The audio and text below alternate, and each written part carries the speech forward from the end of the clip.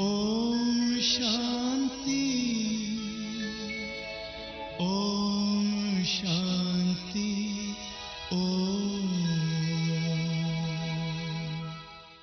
ओम शांति। मैं बहनों को हमेशा ही कहता हूँ कि मेरा जो सच्चा परिचय है वो आप देते नहीं हैं। मैं एक आत्मा हूँ, परमात्मा की संतान हूँ। ये मेरा सच्चा परिचय है। बाकी तो ये सब जो है जिम्मेदारियाँ जो मिलती है, हर एक को अपनी अपनी जिम्मेदारी मिली हुई है। तो इस प्रकार से जो जिम्मेदारी मिली हुई है उसका कर्तव्य पालन करना एक फर्ज बन जाता है। तो इस प्रकार से ये तो जिम्मेदारियां मिली हुई थी और उसकी महिमा और इसका वर्णन आपके सामने किया गया। बाकी आज मुझे ड्यूटी मिली हुई है। कल जो अव्यक्त बाप दादा ने मुरली चलाई, तो मैं आगे का कारोबार शुरू करूं उसके पहले बाबा ने जो सवाल पूछा था, मैं फिर से आप सबसे सवाल वही पूछ लेता हूं ताकि मुझे भी मालूम पड़े कि साकार बाबा की साकार पालना लिए हुए हैं इस सभा के अंदर कितने बैठे हुए हैं।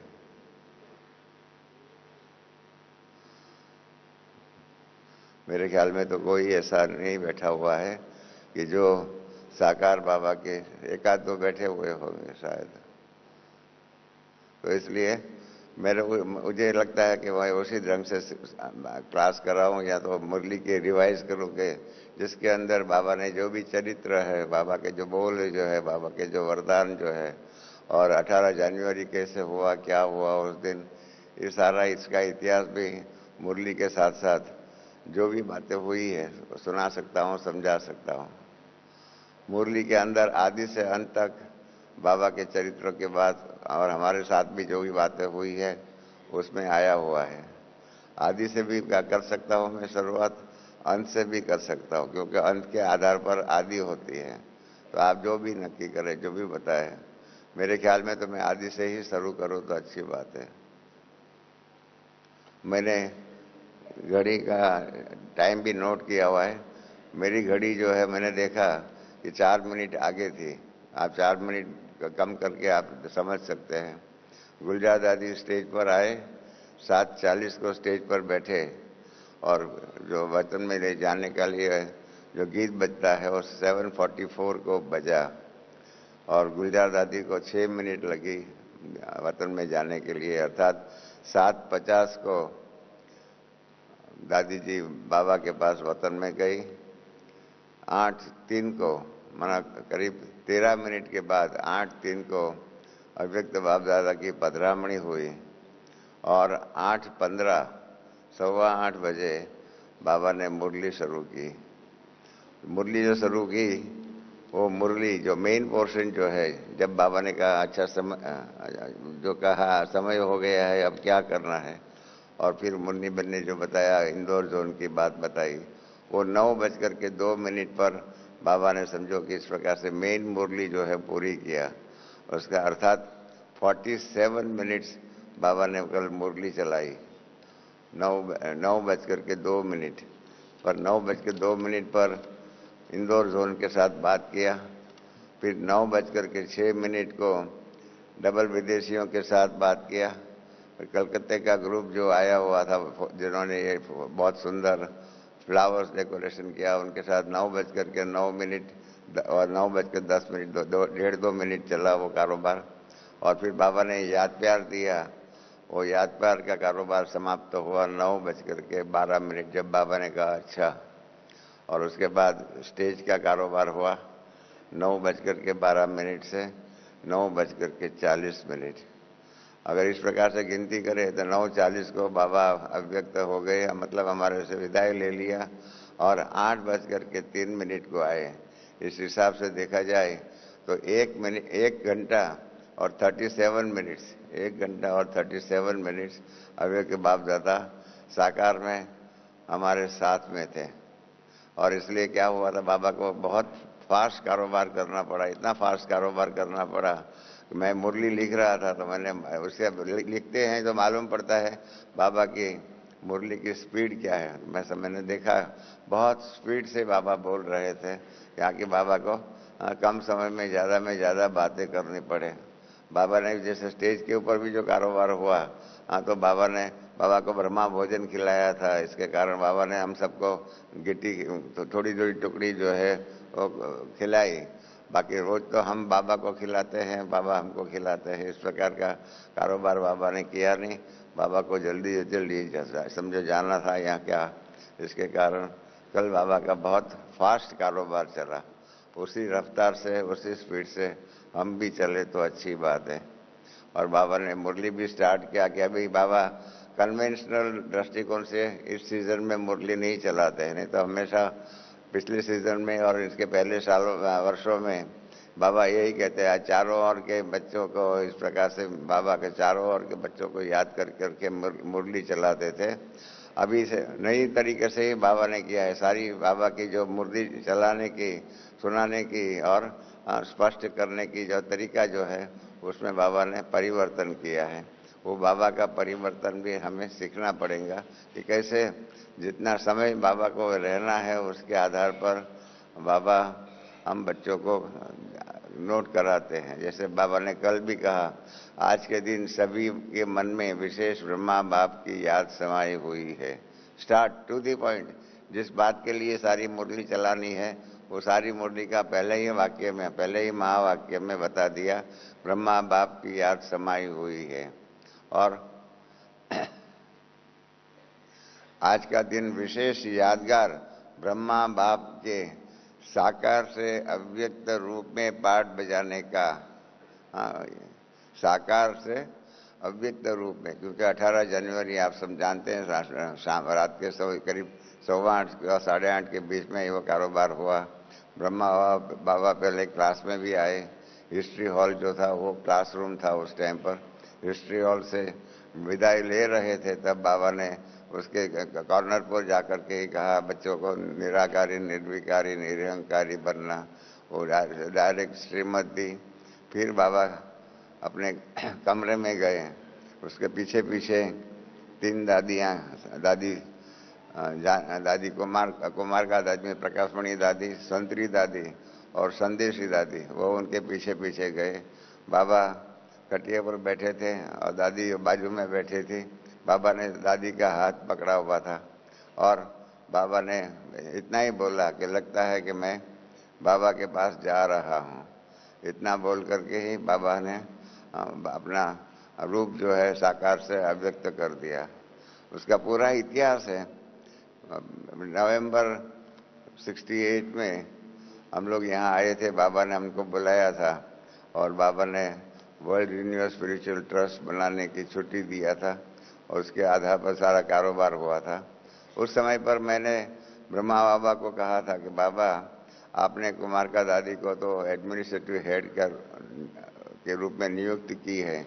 आपको मालूम होगा, ब्रह्मा बाबा ने दादी प्रकाशमणि को मातेश्वरी जब अव्यक्त हो गए 65 में, उसके बाद 1 अप्रैल 1966 के दिन साकार मुरली जो छपती है ना, उस जमाने में लिथो में होती थी। उसके अंदर बाबा ने अपने हाथों से लिखा कि मैं इस प्रकार से दादी प्रकाशमणि को मुख्य संचालिका और दीदी मनमोहिनी को मुख्य सह संचालिका के रूप में नियुक्त करता हूं। तो उसके ऊपर हमने जब यहाँ हम आए 68 में नवंबर में, तो मैंने बाबा को कहा कि बाबा, आपने दादी प्रकाशमणि को तो मुख्य संचालिका के रूप में नियुक्त किया है, परंतु वो तो हमारे बॉम्बे के अंदर गामदेवी सेवा केंद्र के ही मुख्य संचालिका है। सारे यज्ञ का संचालन करने का उनके पास अनुभव कैसे है, नहीं है, तो आपको कैसे वो अनुभव मिले, उसके लिए कुछ सोचिए। तो बाबा ने कहा, ठीक है बच्चा, मैं ट्राई सोचता हूँ, करता हूँ। और फिर बाबा ने, इतने में क्या हो गया, हम तो बॉम्बे चले गए, दादी भी बॉम्बे हमारे साथ आई और वहाँ ट्रस्ट का रजिस्ट्रेशन का कारोबार हुआ। इतने में ही दीदी मनमोहिनी जो है, उनका पंजाब यूपी इस सब जगह पर जाने का प्रोग्राम बन गया और यहाँ पर 31 दिसंबर आ रही थी। तो वहाँ यहाँ पर दादा राम करके उस जमाने में थे, जो पहले मतलब यहाँ अपना वर्ल्ड रिन्यूअल म्यूजियम जो बना हुआ है उसके वो मैनेजर भी रहे। फिर बाद में वो हांगकांग गए और हांगकांग में उनके बच्चों के साथ रहते थे। तो दादा राम का परिवार जो है वो 31 दिसंबर को मनाने के लिए बाबा के पास आने वाला था। तो बाबा ने पत्र लिखा कुमार का दादी को, प्रकाशमणि दादी को, कि बच्ची तुम आओ, यहाँ पर ऐसा परिवार आ रहा है।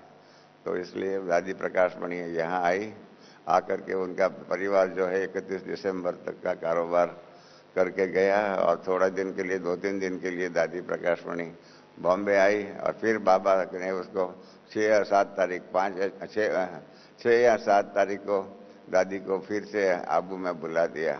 और वो 7 तारीख से 18 जनवरी तक, मतलब 7 से 18 11 दिन तक बाबा ने दादी प्रकाशमणि को अच्छे से ट्रेनिंग दिया। रोज बाबा झोपड़ी के अंदर बैठ करके दादी प्रकाशमणि को कहते थे ऐसा करना है, ऐसा करना है, इनको भरोसा रखना है, इनको संभालना है, ऐसा कार्य करना है। उस प्रकार से पूरी ट्रेनिंग दिया बाबा ने। परंतु उस समय की ख्याल में नहीं आता था कि बाबा अव्यक्त होने वाला है। और इसके कारण उसकी, जिसको कहते हैं प्रिपरेशन, तैयारी करने के लिए दादी प्रकाशमणि को ये ट्रेनिंग दे रहे थे हम। और हमको भी बाबा ने ट्रस्ट रजिस्टर्ड कराने के लिए कहा। ट्रस्ट रजिस्टर्ड हुआ और फिर उसको सब रजिस्ट्रार के पास बॉम्बे में रजिस्टर्ड कराना था। तो 16 जनवरी 69 को ट्रस्ट जो है हम बॉम्बे में रजिस्टर्ड हो चुका और ऑफिशियली कंप्लीट रजिस्ट्रेशन की विधि जो है समाप्त हुई। और बाबा का पत्र आया था कि हमको अहमदाबाद जाना है, ऊपर में नखी लेक के पास जहां अपना बाबा का म्यूजियम बना हुआ है, वो पहले बूंदी कॉटेज था। बूंदी कॉटेज, बूंदी करके राजस्थान का एक शहर है। जो टीवी की सीरियल देखते होंगे हम राणा प्रताप की, उसको मालूम होगा बूंदी का महायुद्ध करके अभी टीवी में सीरियल में वो बात आ रही है। मैं इसलिए देखता हूं क्योंकि आजकल जो भी है सीरियल बनाने वाले, चाहे महाभारत का बनाते हैं कोई भी, वो पुरानी जो इतिहास जो है, इस इतिहास को ऊपर नीचे कर करके अपनी बात बताने के लिए ऊपर नीचे बातें करते हैं। महाभारत के अंदर भी अभी का जो महाभारत चल रहा है उसमें 100% पुराने महाभारत की जो लोकमान्य बातें जो है उनसे विपरीत, 100% विपरीत बातें बताते हैं। ऐसे ही महाराणा प्रताप के बारे में भी बताते हैं। तो इसलिए वो बूंदी का जो है राजा, उसका जो महल ऊपर मकान था उसको कहते थे बूंदी कॉटेज। एक जमाना ऐसा था उस दिनों में कि आबू के अंदर सभी राजा महाराजाओं को ही महल थे, मकान थे। उनको महल कहते थे परंतु वास्तव में होता था मकान। जैसे पांडव भवन जो है वो पोखरान हाउस था, उसके पहले बाबा भरतपुर कोठी में, भरतपुर के राजा की कोठी में थे, फिर कोटा हाउस में थे, उसके पहले ब्रिज कोठी में थे। इस प्रकार से पांडव भवन के सामने में ही लिमड़ी की कोठी थी। इस प्रकार से राजा महाराजाओं के ही महल कहो, मकान को थे।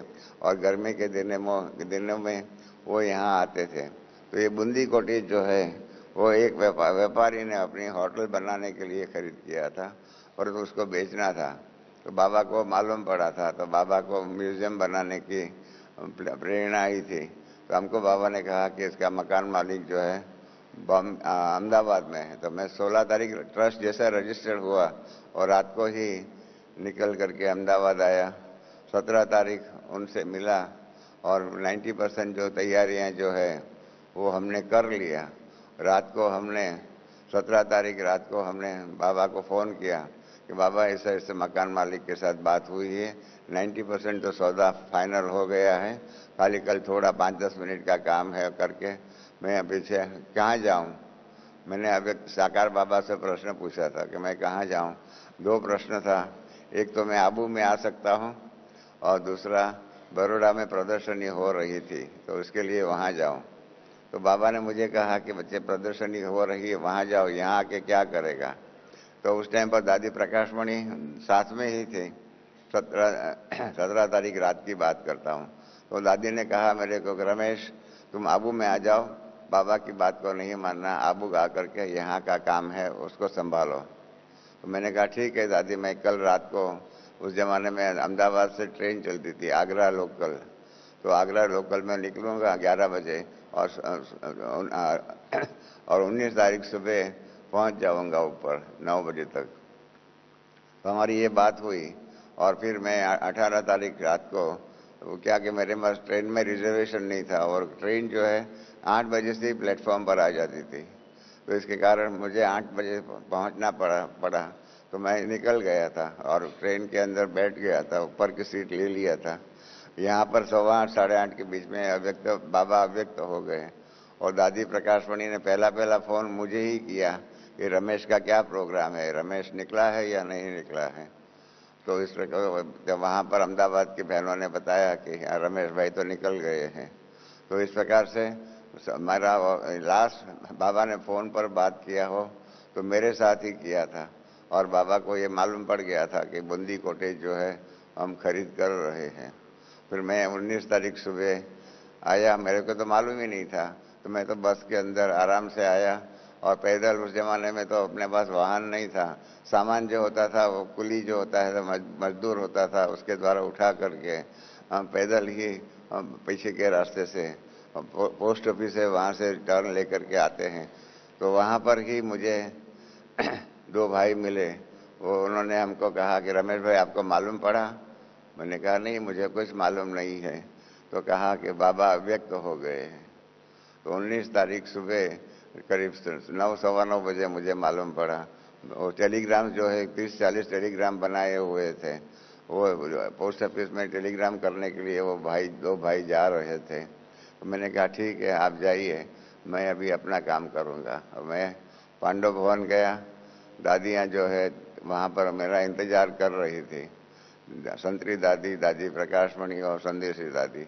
अंदर बाबा के कमरे में बाबा का जो पार्थिव शरीर जो था वो बाबा की खटिया पर पड़ा हुआ था। तो मुझे दादी प्रकाशमणि ने कहा, मैं गया तो मेरे को देख करके प्रश्नार्थ उनके मुख पर था। मैंने कहा कि हाँ, मुझे टेलीग्राम जो आपने भेजा हुआ है सबको वो मैंने पढ़ा और ये भी मुझे अभी मालूम पड़ा कि कल रात को बाबा अव्यक्त हो गए हैं। दादी तो न दादियाँ जो है मुझे लेकर के बाबा के कमरे में लेके गई और जाकर के हमने देखा बाबा का पार्थिव शरीर जो है इस प्रकार से साकार रूप में तो देखा, चलता फिरता बोलता शरीर देखा था। उस दिन हमने पहली बार निश्चेतन के रूप में बाबा का शरीर देखा। अव्यक्त रूप में बाबा हो गए थे अव्यक्त, साकार रूप तो ऐसा ही रहा था। फिर दादियों को मैंने हाथ जोड़ के कहा कि दादियाँ, आप तीनों ने हमारे प्यारे बाबा के पार्थिव शरीर को अच्छी रीत से सारी रात संभाला हुआ है। अभी आगे का कारोबार जो है आप दादियों का, आप बहनों का नहीं है। उस टाइम पर हम दादियों को दादी नहीं कहते थे, बहनें कहते थे। तो हमने कहा आप बहनों ने बहुत ही अच्छी रीत से कारोबार संभाला हुआ है और अभी आगे का काम हम भाइयों का है। तो संतरी दादी ने मुझे सीधा ही सवाल पूछा कि आपको इस प्रकार से अंतिम संस्कार करने की जो विधि होती है उस विधि का अनुभव है? तो मैंने जवाब दिया कि हाँ, मुझे अनुभव है, कारण कि 1950 में मेरे लौकिक पिता ने शरीर छोड़ दिया। उस समय से अग्नि संस्कार करने के लिए शमशान आदि में जाने का ये सब कारोबार मैंने बहुतों का किया था। तो इसलिए मैंने उनको कहा कि जी हाँ जी, मुझे अनुभव है और मैं कारोबार कर सकता हूँ। तो तीनों ने मुझे पूरी ड्यूटी दे दिया और ड्यूटी देने के कारण क्या हुआ कि जैसे लौकिक पिता का अंतिम संस्कार करने का, अग्नि संस्कार करने का जो कारोबार दुनिया में करना पड़ता है, आप में से कईयों ने अपने माँ बाप का, यहाँ रिश्तेदारों का किया हुआ होगा। तो इस प्रकार से हमने भी वहाँ पर उस दिन फौरन शुरू कर दिया। पहले ही डॉक्टर को बुलाया, डॉक्टर को बुला करके कहा कि बाबा की बॉडी को हमको प्रिजर्व करना पड़ेगा, क्योंकि 3-4 दिन लगेंगे, सारे हिंदुस्तान से बहन भाई आएंगे, तो क्या किया जाए। डॉक्टर यहाँ पर सरकार की हॉस्पिटल है, उसका डॉक्टर वहाँ आया, तो डॉक्टर थल्लानी, और थल्लानी ने आकर के बताया कि रमेश भाई ये बॉडी को संभालना पड़ेगा, क्योंकि नहीं तो बॉडी में से पानी निकलना शुरू हो जाएगा। आप ऐसा काम करो, एक बॉक्स बना लो लकड़े का, उसके अंदर बर्फ़ रखो, आइस रख करके उसके ऊपर बॉडी को संभाल करके रखो, और इस प्रकार से करेंगे तो बॉडी ज़्यादा में ज़्यादा 3 या 4 दिन तक रह सकता है। हमने कहा ठीक है। हमारे कारपेंटिंग डिपार्टमेंट के भाइयों को बुलाया, बाबा की बॉडी के आधार पर उसका बॉक्स बनाया, आइस मंगाया। पहले तो यहाँ पर आबू में तो आइस की फैक्ट्री नहीं थी, तो फटाफट मैंने जीप भेज करके पालनपुर से आइस मंगाया और पालनपुर से आइस आकर के उसको आइस को नीचे में बॉक्स में नीचे रखा, उसके ऊपर बाबा के बॉडी को रखा और फिर बाबा की बॉडी को बाबा के कमरे से उठा करके ले करके हम लोग हिस्ट्री हॉल में गए। हिस्ट्री हॉल में 2 संदल के ऊपर बॉक्स रख करके बाबा की बॉडी को वहाँ रखा और फिर सब सारा कारोबार करना शुरू किया। जैसे कि बाबा की बॉडी जब तक थी तब तक खाना नहीं पक सकता था, तो इसलिए खाना नहीं पक सकता है तो किस प्रकार से सबको खाने पीने का व्यवस्था होनी चाहिए, आदि आदि बहुत सी कारोबार किया। अहमदाबाद से मालूम पड़ा कि रात की ट्रेन से अहमदाबाद से पार्टी आ रही है, साथ में अहमदाबाद से आइस लेके आती है। बॉम्बे की पार्टी भी रात को आ रही थी, रात को 1 बजे पहुंचने वाली थी। तो उस जमाने में तो हमारे पास तो कोई वाहन था ही नहीं, तो हमने एसटी का जो मैनेजर था मोहन लाल करके भाई था, मोहन लाल को हमने फ़ोन किया कि भाई ऐसे ऐसे हम रात को 1 बजे हमारे पास आने वाले हैं, उसमें बाबा की बॉडी को संभालने के लिए आइस भी आ रहा है, हम क्या करें। तो उसने कहा कि हम भी आपके इस प्रकार के आपके सामने जो ये समस्या आई है उसके अंदर हम आपके मददगार बनेंगे। और उसने कहा कि हमारी एसटी बस जो है वो सीधी आपके पांडव भवन के आंगन तक जाएंगी आएंगी। कहते हैं यज्ञ ये हमारे एसटी का आबू का इतिहास में पहली बार बस स्टैंड से दूर होकर के पांडव भवन या किधर भी बस जा सकती है, इस प्रकार से अपना रूट बदल करके। क्योंकि पहले तो क्या था, पांडव भवन अपने बस स्टैंड से वहाँ पर जाता था, देलवाड़ा का मंदिर है वहाँ तक बस जाती थी, वो अपना वो रूट था, पांडव भवन उसमें नहीं आता था। परंतु वो भाई ने कहा कि हम 1 रुपया एक्स्ट्रा लेंगे क्योंकि सरकार की बस है, मेरी तो है नहीं। 1 रुपया एक टिकट के पीछे एक एक पैसेंजर के ज़्यादा लेंगे। रात को 1 बजे जैसे भी ट्रेन आएंगी आपके बहन भाई उसमें चढ़ेंगे और इस प्रकार से बस उसका बंदोबस्त किया। बहुत कुछ बंदोबस्त करना पड़ा, भाइयों बहनों को टेलीग्राम किया, फ़ोन किया, सबके फ़ोन आते थे, क्या क्या किया। और 19 तारीख को बाबा की हिस्ट्री हॉल में हम लोग बैठे विचार कर रहे थे, बातें कर रहे थे कि क्या होना चाहिए क्या होना चाहिए। इतने में संतरी दादी खड़ी हो गई और संतरी दादी खड़ी होकर के संदल पर जा कर के बैठी। हम सब ने कहा, अरे संतरी दादी क्या कर रही हो क्या कर रही हो। तो संतरी दादी कुछ नहीं, मुस्कर आई और संदल पर बैठी। जैसे बैठी वो बाबा के पास चली गई, बाबा के पास चली गई। हमारे पास तो कुछ सामान नहीं था लिखने करने का, और सीधा ही बाबा ने प्रवेश किया और बाबा ने कहा कि आप बच्चों के मन में बहुत संकल्प चलते हैं, बाबा सभी आपके संकल्पों को नोट करते हैं, जवाब सभी संकल्पों का बाबा देंगे। अग्नि संस्कार होने दो, अग्नि संस्कार होने के बाद बाबा फिर रथ में आएंगे और मुरली चलाएंगे। फिर 19 तारीख के बाद 20 तारीख को फिर कई बातें नक्की हुई। उसमें एक बात नक्की हुई कि 1937 से 19 जनवरी 69 तक संतरी दादी ऑफिशियल मैसेंजर सिस्टर थी। और फिर उन्होंने ही उनके ही कहने पर हम लोगों ने गुलजार दादी का मुख्य संदेशी मैसेंजर सिस्टर के रूप में नियुक्त किया। गुलजार दादी को बताया कि अभी आपको ये पार्ट प्ले करना है, और इन्होंने ही 21 तारीख सुबह बाबा को जाकर के निमंत्रण दिया। जो देना पड़ता है संदेशियों को, जिस दिन बाबा को बुलाना होता है, निमंत्रण देना होता है, उस दिन सुबह जा कर के बाबा से संदेश लेकर के आती है, निमंत्रण दे करके आती है। तो इस प्रकार से अग्नि संस्कार का कारोबार हुआ। अग्नि संस्कार के टाइम पे भी हमारे लिए एक समस्या थी कि अग्नि संस्कार अग्निदान कौन दे, क्योंकि बाबा के लौकिक रिश्तेदार भी थे और अलौकिक रिश्तेदार तो हम सब थे। तो अब अव्यक्त बाप दादा को फिर संदेश पूछवाया संदेशी के द्वारा कि अग्निदान कौन करे। तो बाबा ने जवाब दिया कि ये लौकिक दादा लेखराज ने शरीर नहीं छोड़ा हुआ है, परंतु सारे विश्व का अलौकिक पिता, आप सब जानते हैं हमारे 3 पिता होते हैं। एक हमारे लौकिक पिता होते हैं, दूसरा ब्रह्मा बाबा जो है हमारे अलौकिक पिता थे और परमात्मा शिव बाबा जो है वो पारलौकिक पिता है।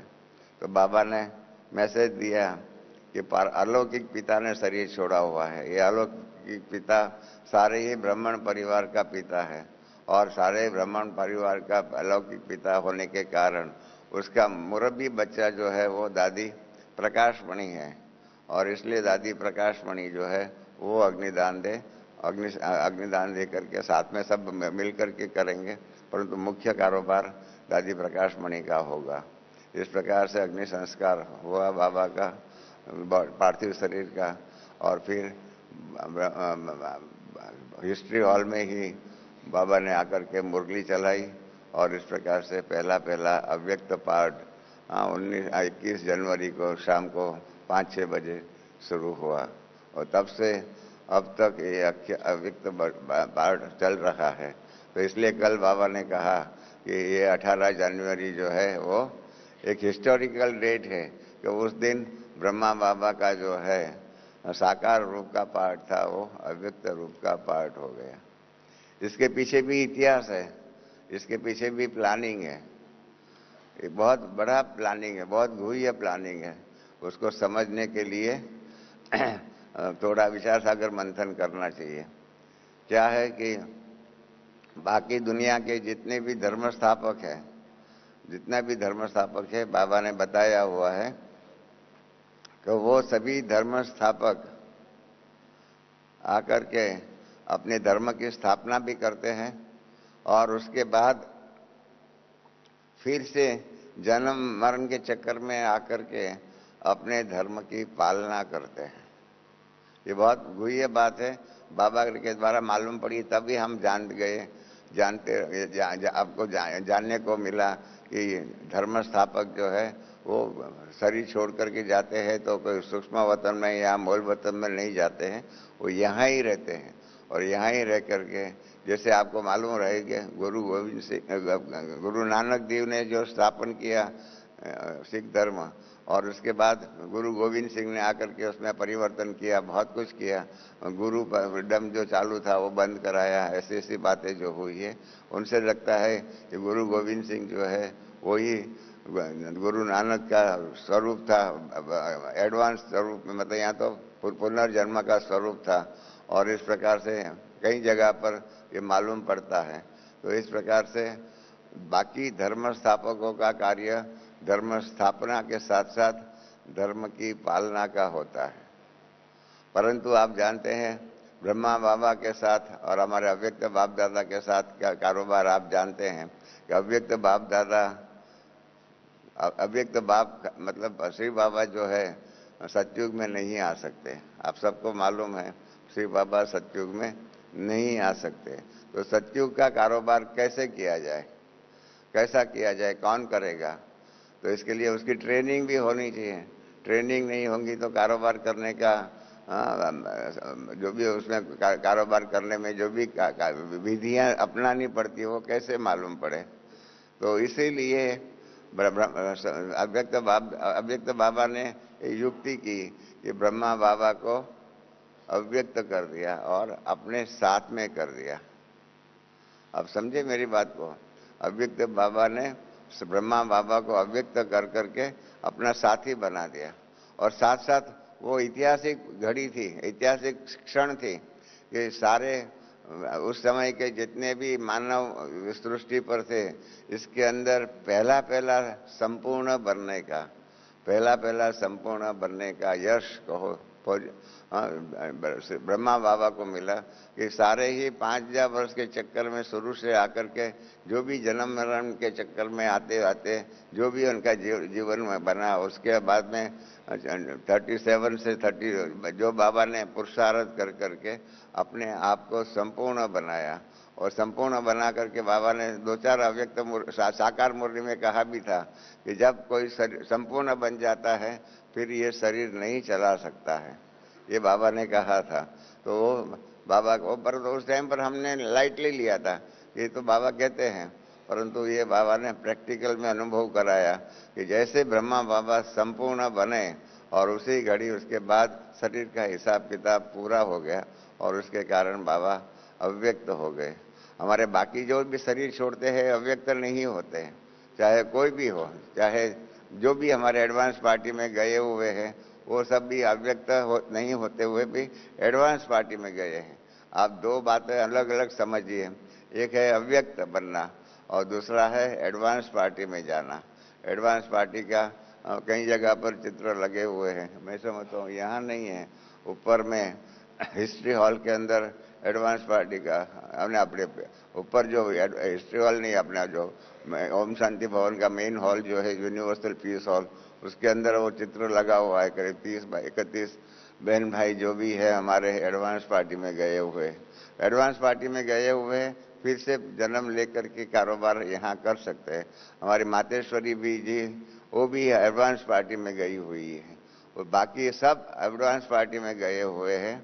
और ये पहला इंस्टेंस है जिसके अंदर अव्यक्त बाप दादा ने ब्रह्मा बाप को भी अव्यक्त बना करके सूक्ष्म वतन में ठहरा दिया, और हर बात में उनको साथ में लेकर के उनको पूरी ही ट्रेनिंग दे रहे हैं।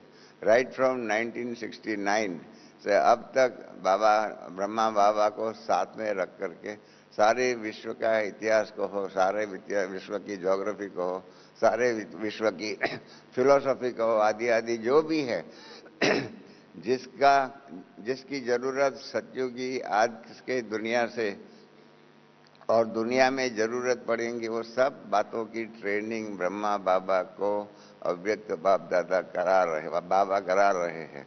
परिणाम रूप क्या होगा कि सतयुग की शुरुआत के अंदर जो भी कारोबार करना होगा उसकी ट्रेनिंग ब्रह्मा बाबा को पहले से ही मिली हुई होंगी, और उसके ही कारण कारोबार उनके हाथ में बाबा देंगे। सतयुग की शुरुआत का कारोबार आप में से जिन्होंने शास्त्र पढ़े होंगे उनको मालूम होगा कि मनुस्मृति करके भारतीय संस्कृति का, हिंदू धर्म का बहुत बड़ा ग्रंथ है मनुस्मृति का। उसका पहला अध्याय जो है उसके अंदर सृष्टि की रचना कैसे हुई ये बात बताई हुई है। तो उसके अंदर 10वां श्लोक है।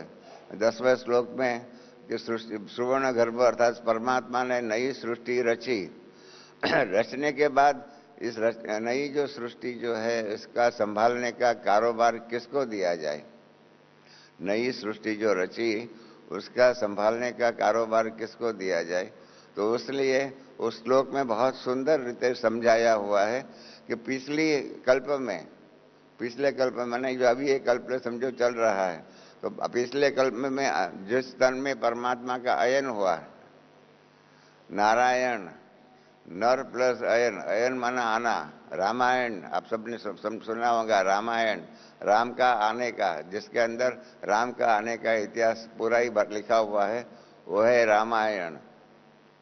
इस प्रकार से इसके बारे में मनुस्मृति में लिखा गया है कि जिस तन में परमात्मा, जिस नर के तन में परमात्मा का पिछले कल्प में आने का अयन स्थान था, अवतार धारण करने का, साकार रूप धारण करने का जो तन था, और जिसको इस प्रकार से पूरी तैयारी करा करके कारोबार सिखाया था, उनके ही हाथ में नई सृष्टि की रचना कर करके नई सृष्टि का कारोबार दिया, और इसलिए उसका नाम हुआ नारायण। अब बाबा कहते हैं लक्ष्मी और नारायण, तो ये नारायण माना नर प्लस आयन, जिसके तन में परमात्मा पिछले कल्प में अवतार धारण कर करके अपना कारोबार किया, उसी व्यक्ति का, उसी आत्मा का उसके ऊपर नई सृष्टि का कारोबार करने का वो जिम्मेदारी बाबा ने दी, परमात्मा ने दी, और उन्होंने आकर के वो नई सृष्टि का कारोबार संभाला, और इसलिए उनका पहला नाम बना नारायण। तो इस प्रकार से पूरा ही इतिहास है। वो जो इतिहास जो है 18 जनवरी के साथ लगा हुआ है कि कैसे कैसे हम बाबा अव्यक्त हो गए, किस कार्य के लिए अव्यक्त हो गए, किस बात के लिए अव्यक्त हो गए, ये सारी बातें जो है वास्तव में बाद में समझ में आती गई। बाबा ने 21 जनवरी की भी अव्यक्त मुरली में बताया कि अभी तक तो ज्ञान सूर्य और ज्ञान चंद्रमा थे, और उसके द्वारा इस सृष्टि रंगमंच के ऊपर उनका कारोबार होता था। अब ज्ञान सूर्य और ज्ञान चंद्रमा जो है वो पीछे, स्टेज के पीछे चले गए हैं। और अभी आप जो सितारे जो है, ज्ञान सितारे जो है, ज्ञान सितारों की रिमझिम इस सृष्टि रूपी रंगमंच पर कैसे चलेंगी, उसके लिए बाबा ने दोनों को अव्यक्त कर करके हम साक्षी होकर के देख रहे हैं कि ज्ञान सितारे हैं कैसे कारोबार आगे का, सेवा का, ईश्वरीय सेवा को बढ़ाने करने का और विनाश तक का कारोबार कैसे ज्ञान सितारे करेंगे। तो इस प्रकार से अभी हम बच्चों का जो भी है, आप हम सब जितने भी बैठे हुए हैं, इन सब का ज्ञान सितारों के रूप में इस सृष्टि रूपी रंगमंच के ऊपर कारोबार चल रहा है। तो बाबा साक्षी होकर के देख रहा है कि कैसे हम ज्ञान सितारों के रूप में अपने को, हम सबको जो ड्यूटी मिली हुई है, जो हमारा पार्ट है, वो पार्ट को, हमारा जो पात्र जो है, उसको हम किस प्रकार से संभालते हैं। तो इसलिए कल जो बाबा ने जो पहला महावाक्य में कहा कि 18 जनवरी जो है वो बाबा ने कहा साकार से अव्यक्त रूप में पार्ट बजाने का, ये जो ट्रांसफर जो हुआ, साकार से अव्यक्त रूप में पार्ट बजाने का जो ट्रांसफर हुआ, उस ट्रांसफर का रिकग्निश करने का 18 जनवरी दिन है। और इसलिए ही हम सब बच्चे तब से 18 जनवरी मनाते हैं। ये इसलिए भी मनाने की ज़रूरत है क्योंकि मैं हमेशा ही मानता हूँ कि हर एक के जीवन में 18 जनवरी आएंगी, कोई ना कोई दिन आएगा। हम सब, कोई भी यहाँ ऐसा तो नहीं बैठा हुआ है कि जो इमॉर्टल हो, इमॉर्टल नहीं है, हम सब भी मॉर्टल है। मतलब हम सब का शरीर एक कभी न कभी, कैसे न कैसे छूटने वाला ही है। तो हमारे जीवन में भी ऐसे हम लोग भी इस शरीर से अव्यक्त होने के लिए हमको भी कभी न कभी ये पार्ट बजाना पड़ेगा। तो इसलिए ये बात हम ध्यान में रखें कि ब्रह्मा बाबा के बारे में जैसे कल बाबा ने कहा कि बाबा पास हो गया, संपूर्ण बन गया, पास हो गया, संपूर्ण बन गया। और इसके कारण क्या हो गया उनका जो भी शरीर छोड़ने का कारोबार था वो अव्यक्त रूप में मनाया जाता है। हम लोग क्यों नहीं ऐसा पुरुषार्थ करें, हम लोग भी क्यों नहीं ऐसा पुरुषार्थ करें कि हम भी इस प्रकार से हमारा जो भी इस जन्म का या तो पिछले 84 जन्मों का जो भी हिसाब किताब है, वो जो भी हिसाब किताब है उसको संपूर्ण रूप से वो पार्ट पूरा कर करके अपने आप को संपूर्ण बना करके क्यों नहीं ब्रह्मा बाप के साथ ब्रह्मा बाबा का राइट हैंड बन करके सूक्ष्म वतन में जा कर के बैठे और आगे का जो सृष्टि परिवर्तन का कार्य है उसके अंदर उनके मददगार बने। ये बहुत ऊंची मंजिल है, बहुत ऊंचा ध्येय है, परंतु हम भी इस प्रकार से कार्य करें कि हमारे जीवन में भी कभी भी 18 जनवरी के रूपी आएंगे डेट। आपको मालूम होगा एक बार मोहिनी बहन जो है हमारी, जो दादी के साथ में थी, अभी भी कल भी बैठी थी उनको भोग लेकर के बाबा के पास गई थी। तो बाबा ने सब उनको पूछा कि हमारे सभी बच्चे एवर रेडी है, हमारे सभी बच्चे एवर रेडी है। तो मोहिनी बहन ने कहा बाबा ये तो प्रश्न आप दादी प्रकाशमणि दे सकती है, मैं नहीं दे सकता हूँ, दे सकती हूँ। तो बाबा ने दादी प्रकाशमणि को ऊपर इमर्ज किया और बाबा ने पूछा सबको, आप सबको, मतलब हम सबकी परीक्षा बाबा ने ऊपर ली थी कि मेरे बच्चे सब एवर रेडी है। किस बात के लिए एवर रेडी? जिनके जीवन में भी 18 जनवरी आ जाए तो इस प्रकार से शरीर छोड़ने के लिए तैयार है। तो दादी प्रकाशमणि को पूछा गया, बाबा ने उनको इमर्ज किया। तो दादी प्रकाशमणि ने हम सब की ओर से बहुत अच्छी वकालत किया और हम सब की ओर से दादी प्रकाशमणि ने बहुत सुंदर जवाब दिया कि बाबा आपके सभी बच्चे, आप सुन लिए दादी प्रकाशमणि का उत्तर। दादी प्रकाशमणि ने हम सब की कैसे सुंदर वकालत किया। बाबा ने, दादी ने कहा कि बाबा आपके सब बच्चे नंबरवार पुरुषार्थ अनुसार एवर रेडी है।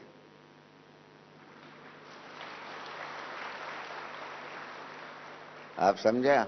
नंबरवार पुरुषार्थ अनुसार, इसमें क्या हो गया कोई आगे है या पीछे है उसके बारे में दादी को बताना नहीं पड़ा, पर सीधा ही उन्होंने बता दिया, नंबरवार और पुरुषार्थ अनुसार सब एवर रेडी है।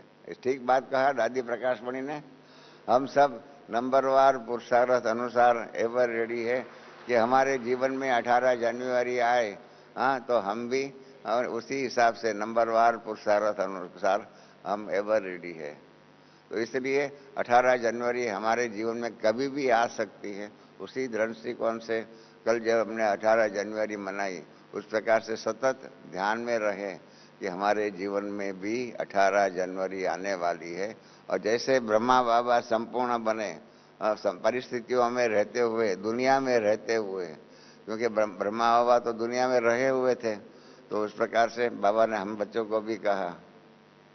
इसलिए बाबा ने कल भी कहा कि आज का दिन यादगार में ब्रह्मा बाप को अव्यक्त रूप में पाठ बजाने का निमित्त बने। फिर बाबा ने कहा कि साकार रूप में बाप के साथ मिलन बनाने वाले थोड़े बच्चे थे। बाबा ने कल हाथ भी खड़ा करवाया। फिर बाबा ने कहा कि थोड़े इस इंदौर जोन के कनेक्शन से अभी आए हुए हैं, इतने यहाँ हैं, बाकी भी काफ़ी अभी बच्चे ऐसे हैं जिन्होंने 18 जनवरी 69 तक साकार बाबा की साकार पालना ली हुई थी। बाकी तो ज़्यादा करके अभी मैंने आपसे सवाल पूछा, एक दो के सिवाय बाकी सब 18 जनवरी 69 के बाद ही हम बाबा की अव्यक्त पालना के रूप में ही यहाँ पर आए हुए हैं। बाबा ने फिर कहा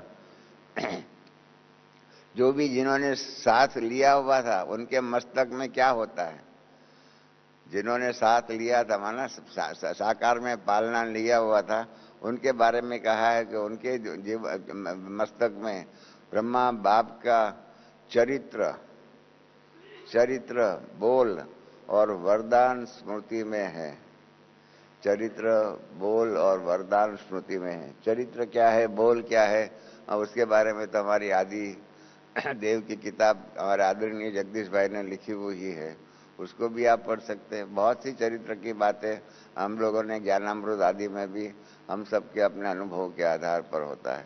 बाबा के चरित्र की एक ही बात आपको बता सकता हूँ कि जब बाबा व्यापार करते थे, हीरे जवाहरों का व्यापार करते थे, और उस व्यापार के लिए उनका नेपाल के राजाओं के पास जाना हुआ, राजा राणा आदि जो भी थे, तो इन्होंने वहाँ पर ब्रह्मा बाबा को खाना बताया, खाने के लिए पार्टी में बुलाया।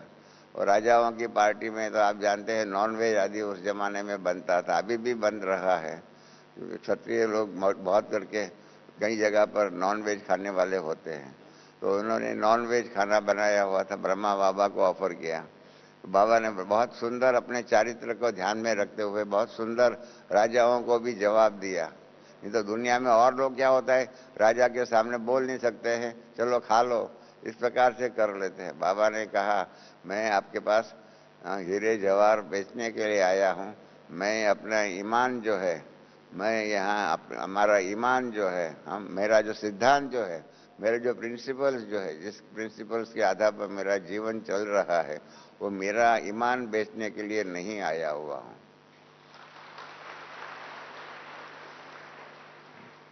आप समझ गए। दुनिया में हम लोग क्या करते हैं, क्या आज के पॉलिटिशियंस का ईमान देखो, इनका क्या ईमान है, क्या हो गया उनके ईमान के लिए जगदीश भाई ने बहुत सुंदर एक वाक्य लिखा हुआ है कि आज के जो भी पॉलिटिशियन है ना, वो गंगा जाते हैं तो गंगाराम बनते हैं, और जमुना नदी पर जाते हैं जमुनाराम बन जाते हैं। जैसा समय उस प्रकार से बन जाते हैं, आया राम गया राम।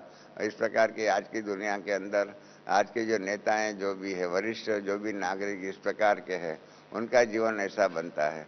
और उसकी भेंट में हमारे ब्रह्मा बाबा ने कितना सुंदर श्रेष्ठ आदर्श हमारे सामने रखा कि चरित्र हमारा जो भी है, हमारा ईमान जो भी है, उसका हम किसी भी न किसी हर तरीके से उसका पालन करेंगे। उसकी सुरक्षा करना, चरित्र का सुरक्षा करना बहुत जरूरी है।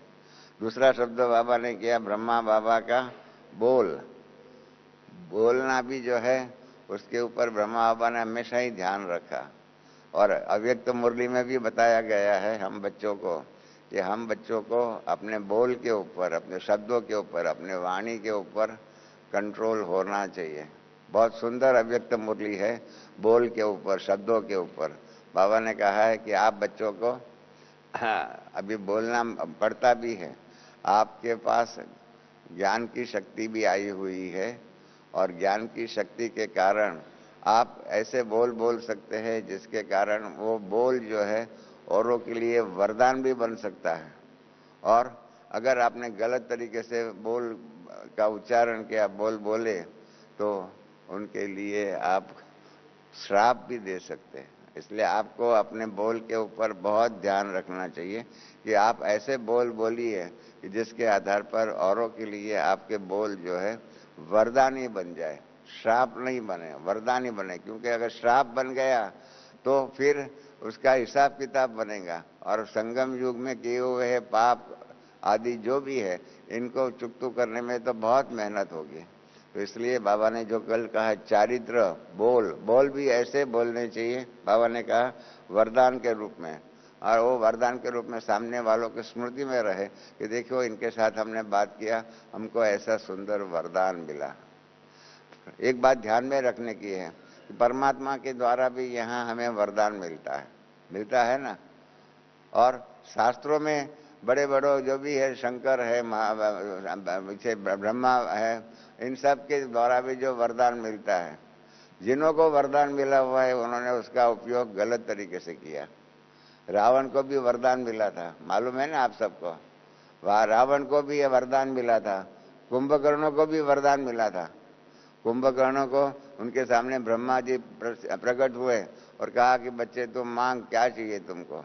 तो कुंभकर्ण के द्वारा आप जानते हैं क्या बोला गया। मुझे उसको इच्छा थी इंद्रासन बोलने की, परंतु बोल दिया गया निंद्रासन। आप सबको मालूम होगा।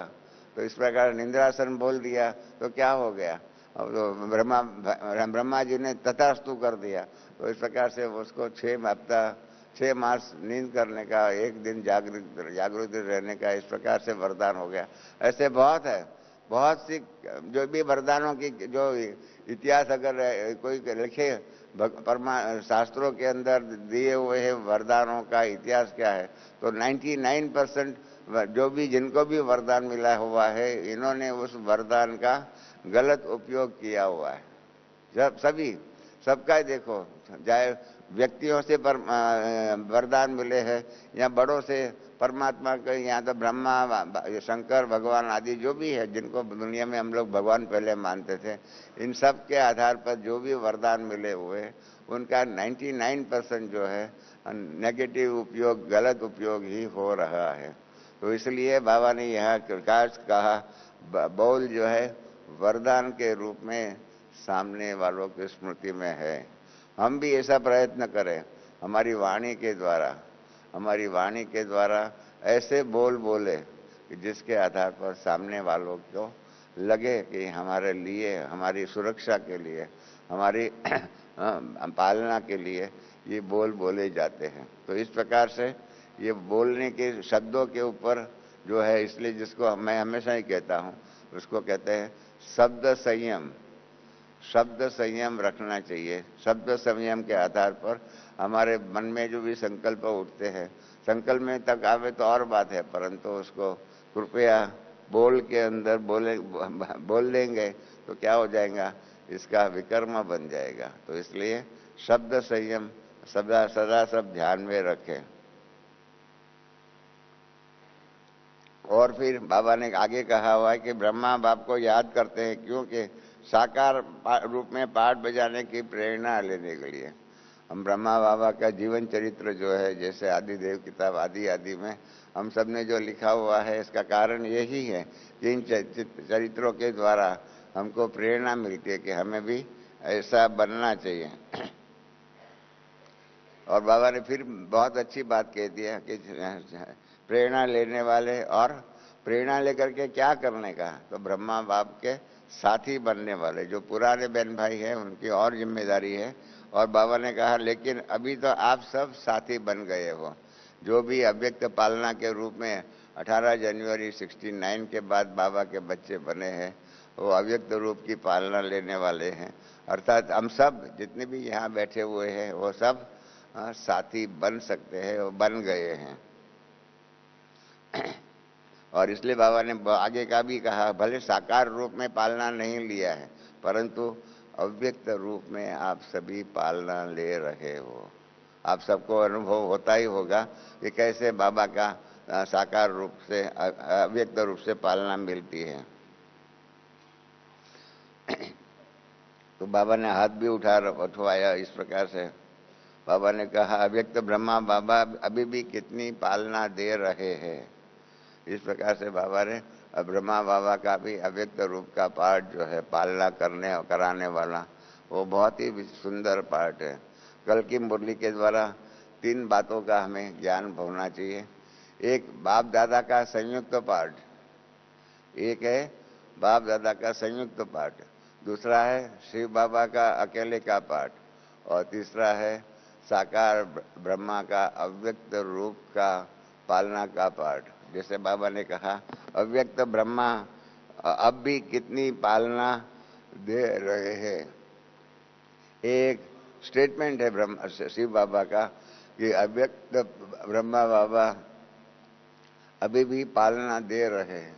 ये तीनों का पाठ जो है, 3 प्रकार का पाठ जो है, एक ब्रह्मा अव्यक्त बाप दादा का पाठ, एक अव्यक्त बाबा का पाठ, और दूसरा साकार बाबा का, साकार ब्रह्मा का अव्यक्त रूप का पालना का पाठ। ये तीनों पाठ जो है हमारे ज्ञान की गहराई में अगर आप जाओ, जिनको विचार सागर मंथन करने की हैबिट हो, और जो विचार सागर मंथन करते हो, ऐसे बहन भाइयों का हमारा नम्र विनंती है कि ये तीनों पाठ अलग अलग प्रकार के हैं। जैसे होता है ना, खाने में गेहूं अलग होता है, चावल अलग होता है, सब्जी अलग होती है।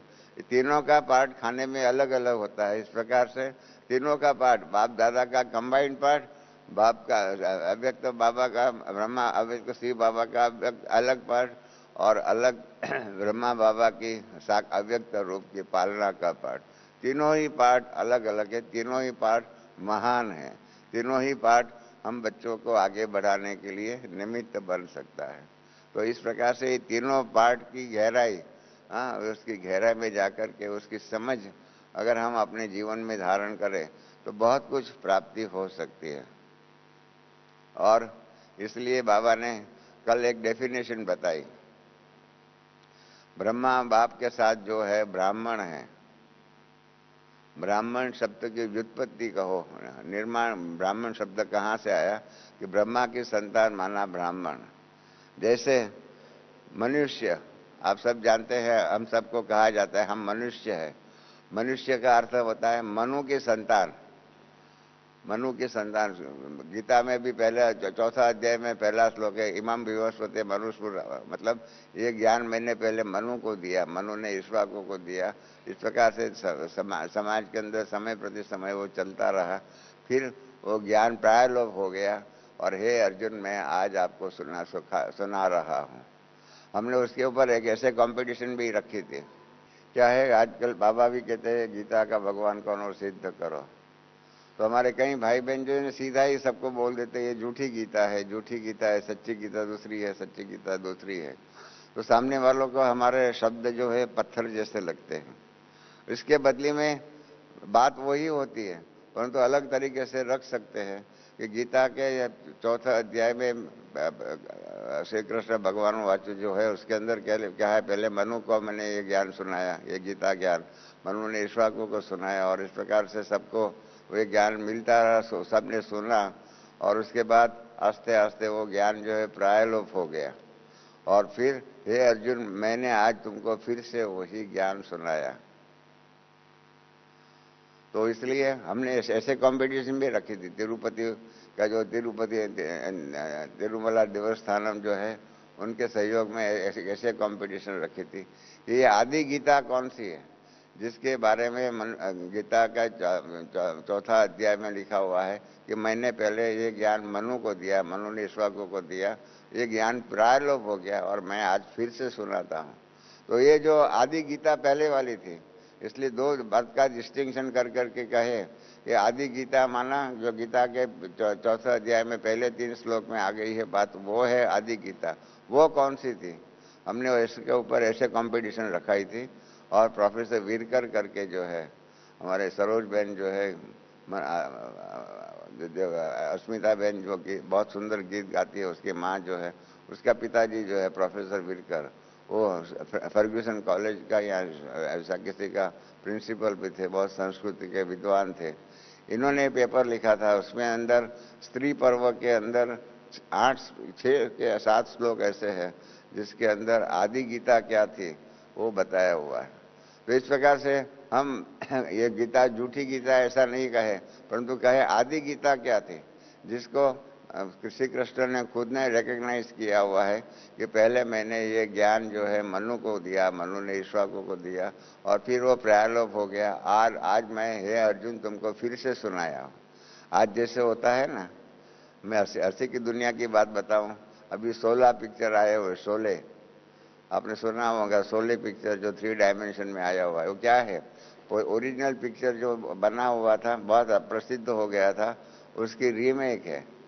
आप समझे मेरी बात को, रीमेक है आज का 16। इस प्रकार से आज की जो गीता जो है उसको हम कहे ये झूठी गीता नहीं है, परंतु रीमेक है।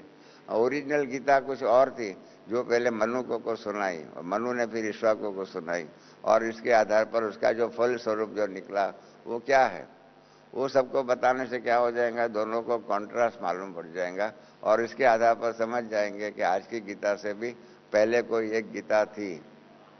जिन्होंने महाभारत पढ़ा हुआ होगा उनको मालूम रहे कि महाभारत में एक गीता नहीं है, 14 गीताएं हैं, 14 प्रकार की गीताएं हैं और एक के बाद एक बहुत अलग अलग प्रकार के अलग अलग समय के कारण। जैसे व्याघ्र गीता है, फिर स्त्री पर्व के अंदर गीता है, भीष्म गीता है। भीष्म जब शरीर छोड़ने के ऊपर था तब कृष्ण और अर्जुन जाकर के उनको कहते हैं कि आप अपना अनुभव गीता के रूप में बताओ, तो भीष्म गीता है। इस प्रकार से 14 प्रकार की गीता है और इसके अंदर भगवत गीता एक है।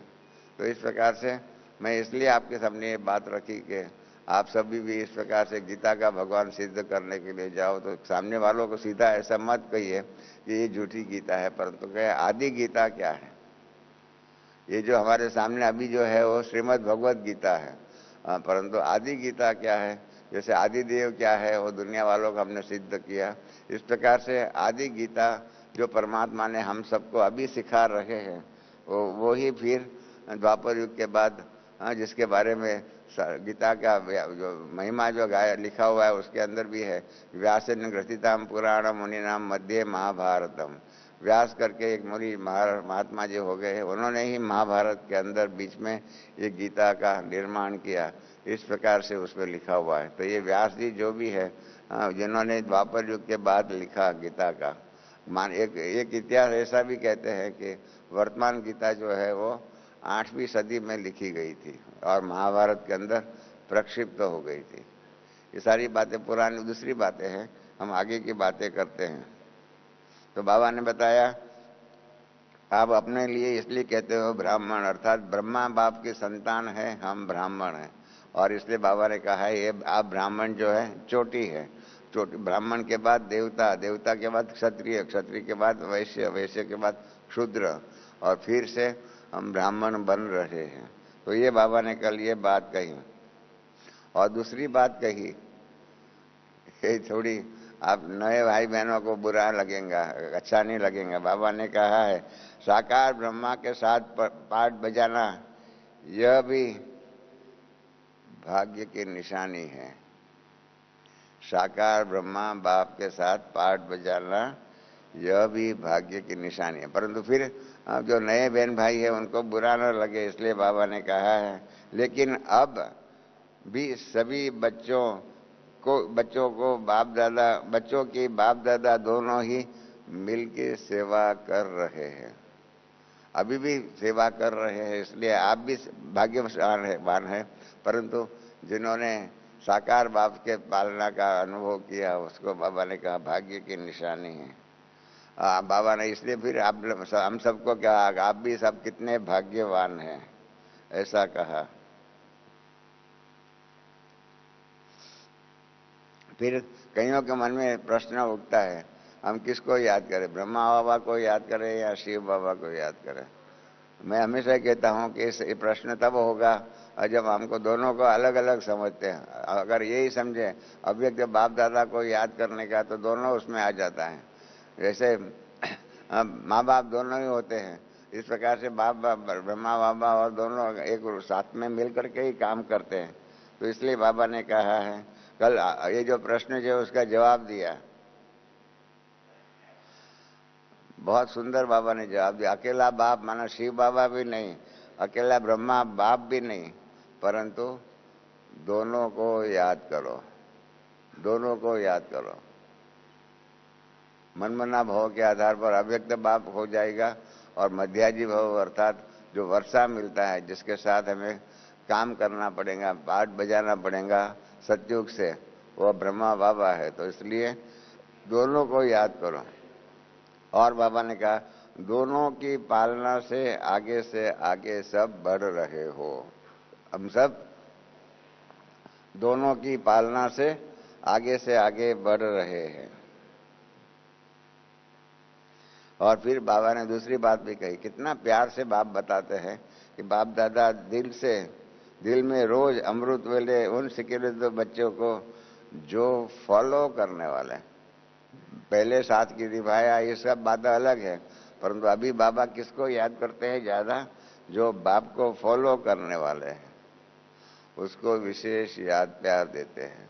इसलिए हमको बाप के याद प्यार का अधिकारी बनना है तो क्या करना पड़ेगा? बाप के पालना का अधिकार बनना, विशेष याद प्यार लेना हो तो फॉलो फादर करना पड़ेगा। फॉलो फादर में क्या है? साकार को इसलिए याद करते हैं कि इन्होंने जिस प्रकार से कर्तव्य किए, जिस प्रकार से शरीर में रहते हुए, दुनिया के कारोबार के अंदर रहते हुए भी अपना पाठ कैसे श्रेष्ठ किया, और 36 वर्ष की पुरुषार्थ की पुरुषार्थ के कारण संपूर्ण बन करके ये सृष्टि रूपी रंगमंच के ऊपर पहला ऐसा पाठधारी था कि जो संपूर्ण बन करके जन्म मरण के चक्कर से निकल करके सूक्ष्म वतन में जाकर के अव्यक्त बाप दादा का साथी बना।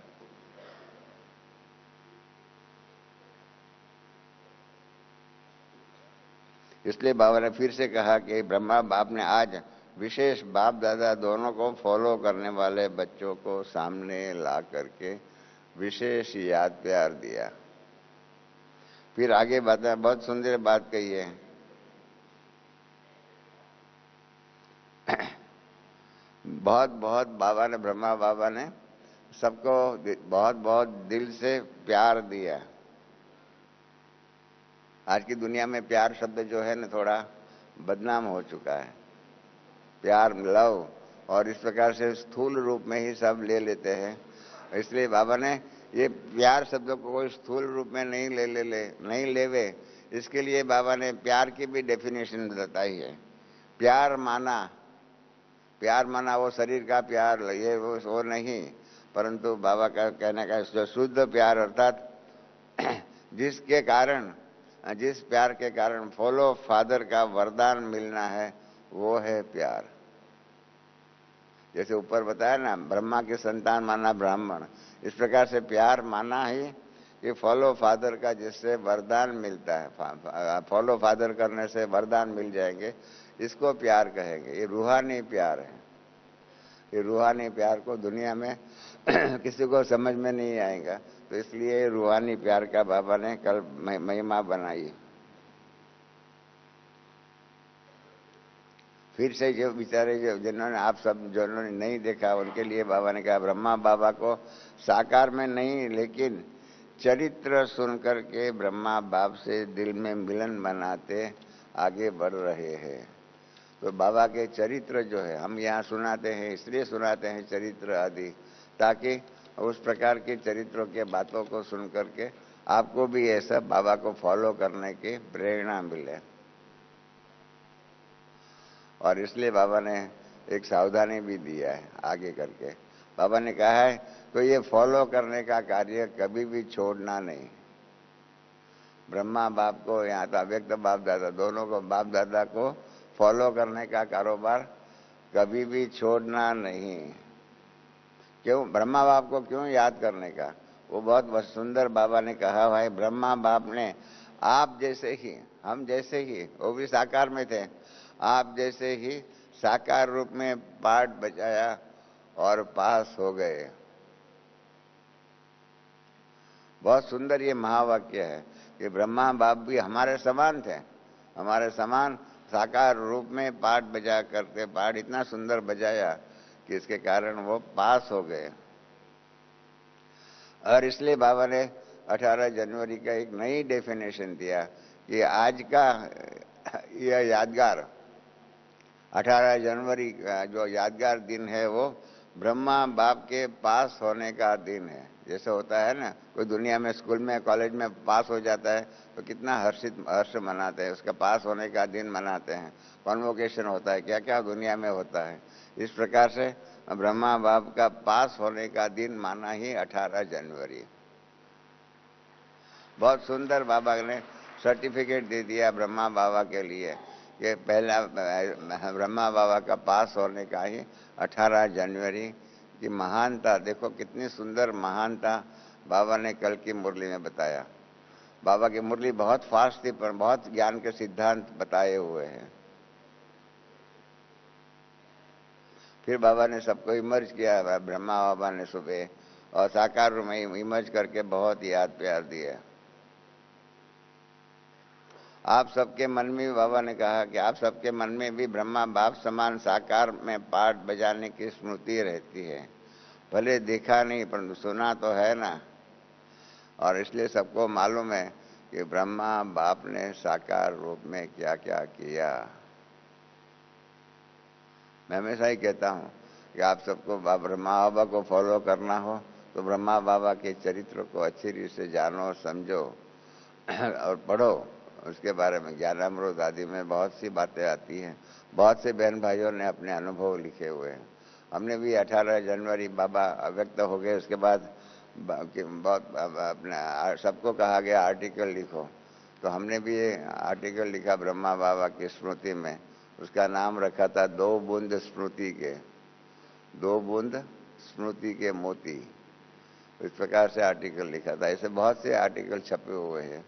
पुराना साहित्य पढ़ने के लिए हमारे लाइब्रेरी है, उस लाइब्रेरी में जाकर के पुराने ज्ञानामृत के आर्टिकल पढ़ो तो बाबा के जीवन की बातें बहुत सी सीखने को, समझने को और धारण करने का, जिसको बाबा कहते हैं फॉलो फादर करने के लिए आप हम सबको मिल सकती है। परंतु मेहनत करनी पड़ेगी। मेहनत किए बिना बाबा के चरित्र की बातें सुनने में नहीं आएंगी, सुनेंगे नहीं तो समझ में नहीं आएंगे, समझ में नहीं आएंगी तो फॉलो फादर करके उसको धारण नहीं कर सकेंगे। इसलिए थोड़ा तो पुरुषार्थ करना ही चाहिए। परंतु क्या करें, हमारे पास इतनी फुर्सत नहीं है। जोनों को आगे बढ़ने की इच्छा है वो उस प्रकार से फॉलो करके हम बाबा की चरित्रों को अच्छे में अच्छी रीत से समझ ले।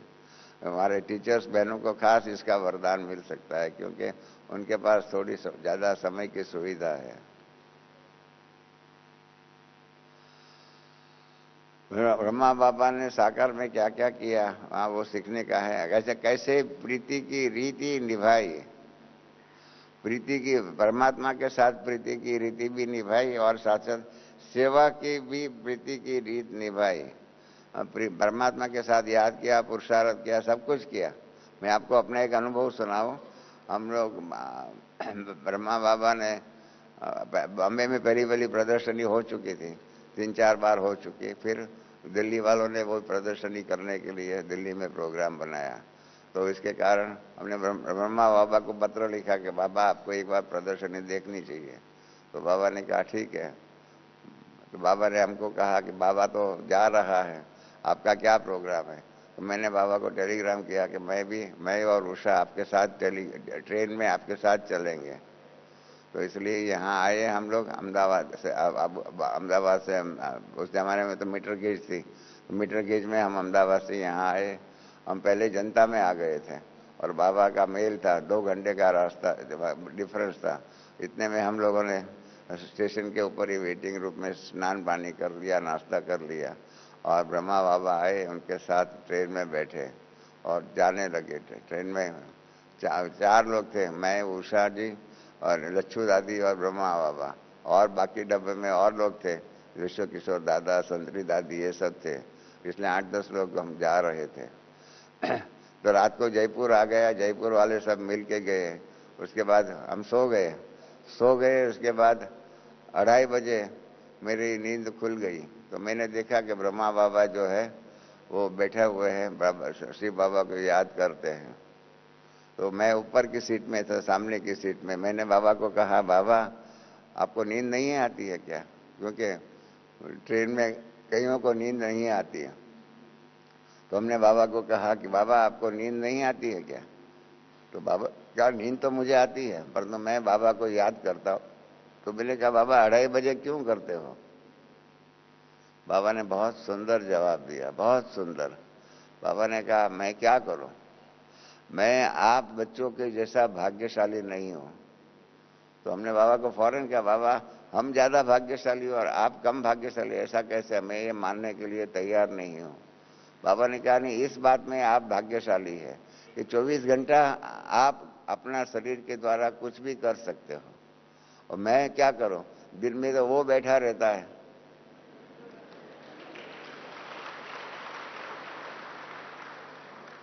आपने समझा? दिन में वो बैठा रहता है, माना अब एक तो शिव बाबा बैठा रहता है, तो मैं तो पुरुषार्थ नहीं कर सकता हूं, मैं तो साक्षी बन करके साथ में बैठा रहता हूं। अभी रात को उसको तो नींद की जरूरत नहीं पड़ती, वो तो अथक है, इसलिए वो रात को मेरे तन में नहीं रहता है। तो रात में मेरा शरीर मुझे मिलता है, तो मैं रात को बाप को याद करता हूं। तो इस प्रकार से रात को 2:30 बजे उठ करके ब्रह्मा बाबा श्री बाबा को याद करते थे। तो मतलब खुद को भी ऐसा नहीं है कि ब्रह्मा बाबा बन गए तो इसलिए लॉटरी मिल गई और इसके लिए पुरुषार्थ नहीं करना पड़ेगा। रात को भी जाग करके पुरुषार्थ करना पड़ता था। मैं आपको एक दूसरा अनुभव सुनाऊं बाबा का। एक बार मैं यहाँ आया हुआ था और जगदीश भाई ने एक कोई आर्टिकल लिखा था। वो आर्टिकल बाबा को भेजा था कि बाबा उसको देखो, आपको आप अप्रूव करो, मंजूर करो, तो फिर उसको किताब के रूप में छपवाएंगे। तो रात्रि क्लास में ही बाबा ने मुझे बुलाया कि बच्चे ये जो जगदीश बच्चे ने आर्टिकल लिखा हुआ है उसको पढ़ो। तो मैंने कहा ठीक है बाबा, दे दो। तो मैंने ले लिया और दूसरे दिन सुबह चालू मुरली के बीच में ही बाबा ने हमको सवाल पूछा कि बच्चे तुमको आर्टिकल दिया था जगदीश बच्चे का, वो पढ़ा? आप सब जानते हैं हम सब एक बात में नंबर 1 है, मालूम है ना आप सब? हम सब एक बात में नंबर 1 है, बहाने बनाने में। हम सब बहाने बनाने में एक्सपर्ट है। तो मैंने भी बहाना बनाया, मैं भी आपके साथी हूँ, आप समान ही हूँ। तो इसलिए मैंने बाबा को कहा, बाबा कल रात को तो आपने आर्टिकल दिया, उसके बाद तो हम जाकर के सो गए, सुबह उठ के स्नान पानी करके आपके पास मुरली सुनने के लिए आए, तो हमारे पास टाइम कहाँ था जो हम वो आर्टिकल को पढ़े। इस प्रकार से हमने बहाना बनाया।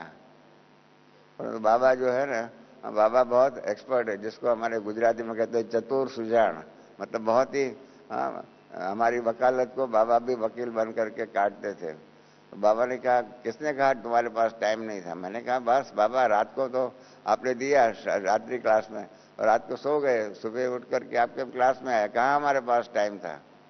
बाबा ने कहा, बाप के तुम्हारी बातों में नहीं फंसेगा, बाप तुम्हारे पास सारी रात तो थी, रात को जा करके क्यों नहीं पढ़ा? तो मैं तो एकदम शांत हो गया। मैंने कहा ये बात तो बराबर है, सारी रात हमारे पास थी, हम रात को जा करके क्यों नहीं पढ़ा? मैंने कहा ठीक है बाबा, अभी मैं पढ़ करके सुनाऊंगा, तो देखूंगा और आपको बताऊंगा। बाबा ने कहा नहीं, बाबा का कार्य तुरंत होना चाहिए, बाबा का कार्य तुरंत होना चाहिए। बाबा का कार्य में इस प्रकार से समय बीच में बिता करके, व्यतीत करके टाइम बाबा के कार्य को दूरी पर नहीं रखना चाहिए, फौरन तुरंत काम करना चाहिए। उस दिन से मैंने नक्की किया कि बाबा का कार्य जो भी है उसको 24 घंटे भी देरी से नहीं करना चाहिए, रोज का कार्य रोज करना चाहिए। रोज भी पोस्ट आती है, रोज का जवाब देने का, रोज के ईमेल जो आते हैं उसको जवाब देने का। इस प्रकार से सीख लिया। क्योंकि मैंने देखा कि डायरेक्ट मुझे ब्रह्मा बाबा ने सिखाया कि बाबा का कार्य में देरी नहीं करनी चाहिए, तुरंत करना चाहिए। तो जो जिसने डायरेक्ट सुना, हाँ, उसको तो करना पड़ेगा। आप सबने आज सुन लिया तो इसलिए आपने भी अभी सुन लिया, तो आपको भी अभी ये करना पड़ेगा, तुरंत करना पड़ेगा। प्लीज कृपया इन सब बातों में, पुरुषार्थ के बातों में बहानेबाजी मत करना।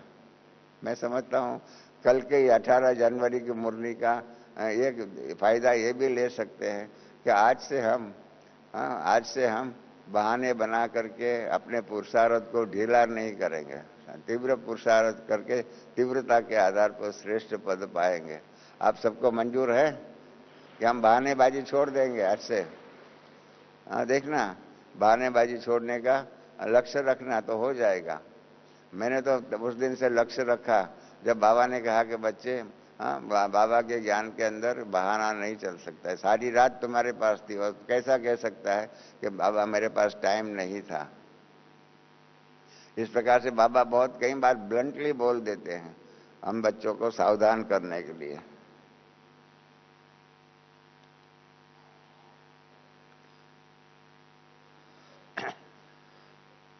बाबा ने हाथ भी उठवाया, जो भी है वो तो जो,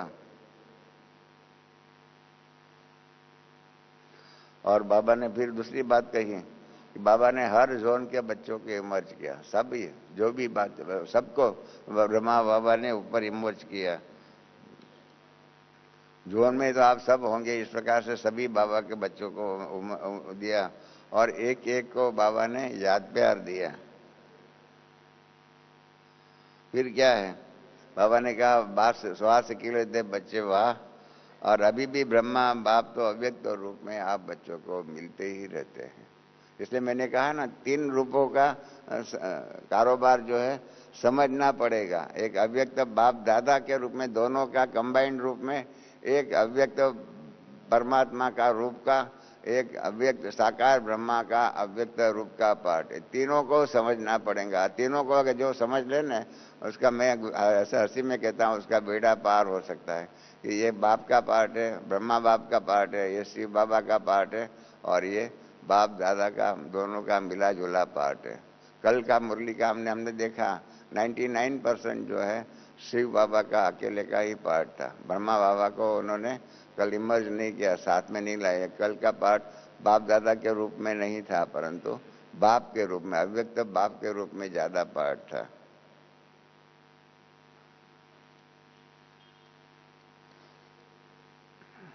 फिर बाबा ने बताया कि आप बच्चों ने देखा नहीं है, परंतु फिर भी आप बच्चे महान है, श्रेष्ठ है, क्योंकि आप सब न देखे हुए भी मान गए कि ब्रह्मा बाबा हमारा बाप था।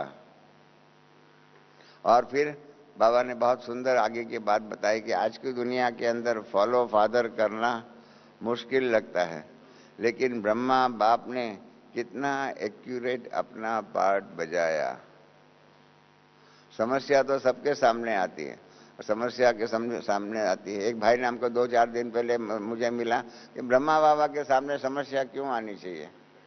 मैंने कहा क्यों? कहा वो तो बाबा का रथ था, उनके सामने समस्या क्यों आई? मैंने कहा वो तो समस्या इसलिए आई, उनको खुद को तो अपना पार्ट बजाना था, और साथ में हमारे लिए यादगार के रूप में भी कोई भी समस्या सामने आती है तो उसको कैसे उसका सामना करना चाहिए। हर प्रकार की समस्या आई, गरीबी का पेपर का आया, अनेक प्रकार की। समझो अब हैदराबाद से कराची आना पड़ा, वो भी समस्या थी, और कराची से माउंट आबू आना पड़ा, वो भी समस्या थी, और फिर माउंट आबू में आकर के सभी बच्चों को, सभी बहनों को सेवा पर सब जगह पर भेजने का, वो भी एक बहुत बड़ी समस्या थी कि कैसे बाबा ने सबको निमित्त बना करके तैयार किया। आप सबको मालूम होगा, जानकी दादी ने बहुत बार कहा हुआ है कि जानकी दादी को बाबा ने कहा बच्ची तुमको ईश्वरीय सेवा पर जाना होगा, तो जानकी दादी ने मना किया कि नहीं बाबा मैं नहीं जाऊंगी। तो बाबा ने दादी जानकी बहुत बार कहती है कि बाबा ने जो उनको बताया कि बच्ची मैं दूसरी जानकी कहाँ से लाऊंगी, इसलिए तुमको तो सेवा पर जाना ही पड़ेगा। मैं हंसी हंसी में देख रहा था कि पहली बार बाबा ने जो मना किया, बाबा ने ऑफर किया और दादी जानकी ने मना किया कि बाबा मैं नहीं जाऊंगा। और कल देखो क्या हो गया, दादी जानकी ने बताया कि मैं लंदन जा रही हूँ। देखो अपने आप ही यहाँ का कारोबार छोड़ करके लंदन के कारोबार के लिए, वो भी ईश्वरीय सेवा है। उसी के हिसाब से आज करीब 1-2 बजे निकलेंगी, अहमदाबाद जाएंगी, अहमदाबाद से जेट एयरलाइंस में बॉम्बे जाएंगी और बॉम्बे से रात को 2 बजे का फ्लाइट से कल सुबह लंदन पहुंच जाएंगी और वहां से 29 तारीख को निकल करके यहाँ 29 रात को, यहाँ 30 सुबह आ जाएंगे। तो देखो 98 की आयु में अभी इतना सुंदर सेवा के लिए भाग दौड़ करना, सेवा के लिए लंदन जाना, लंदन से आना, कितना कारोबार होता है, कितना कष्ट होता है। अंग्रेजी में हिंदी में सफर, मुसाफरी को सफर कहते हैं। आप सबने जानते होंगे हिंदी मुसाफरी को सफर कहते हैं। और अंग्रेजी में सफर शब्द का होता है सहन करना। मैं हमेशा ही कहता हूं सफर में सफर करना होता है, सफर में सफर करना होता है, क्योंकि सफर करने में भी अनेक प्रकार की समस्याएं आती है। क्या क्या होता है, खाना पीना, इस प्रकार से हवा में उड़ते हैं तो उड़ने में कईयों की एयर सिकनेस हो जाती है, कईयों को ट्रेन में तकलीफ होती है, कईयों का सामान चोरी हो जाता है, क्या क्या होता है। अभी अभी बॉम्बे से पार्टी आ रही थी तो सामान यहाँ ट्रेन में अहमदाबाद अपने आबू में उतरा, परंतु एक सीट के नीचे का सामान था वो रह गया, किसी को मालूम ही नहीं पड़ा। जब सामान बस में चढ़ा रहे थे, कह रहे वो सामान कहाँ गया, तो मालूम पड़ा कि वो तो जो दिल्ली मेल था, अभी जो जिसको हरिद्वार मेल कहते हैं, उसके अंदर आगे चला गया।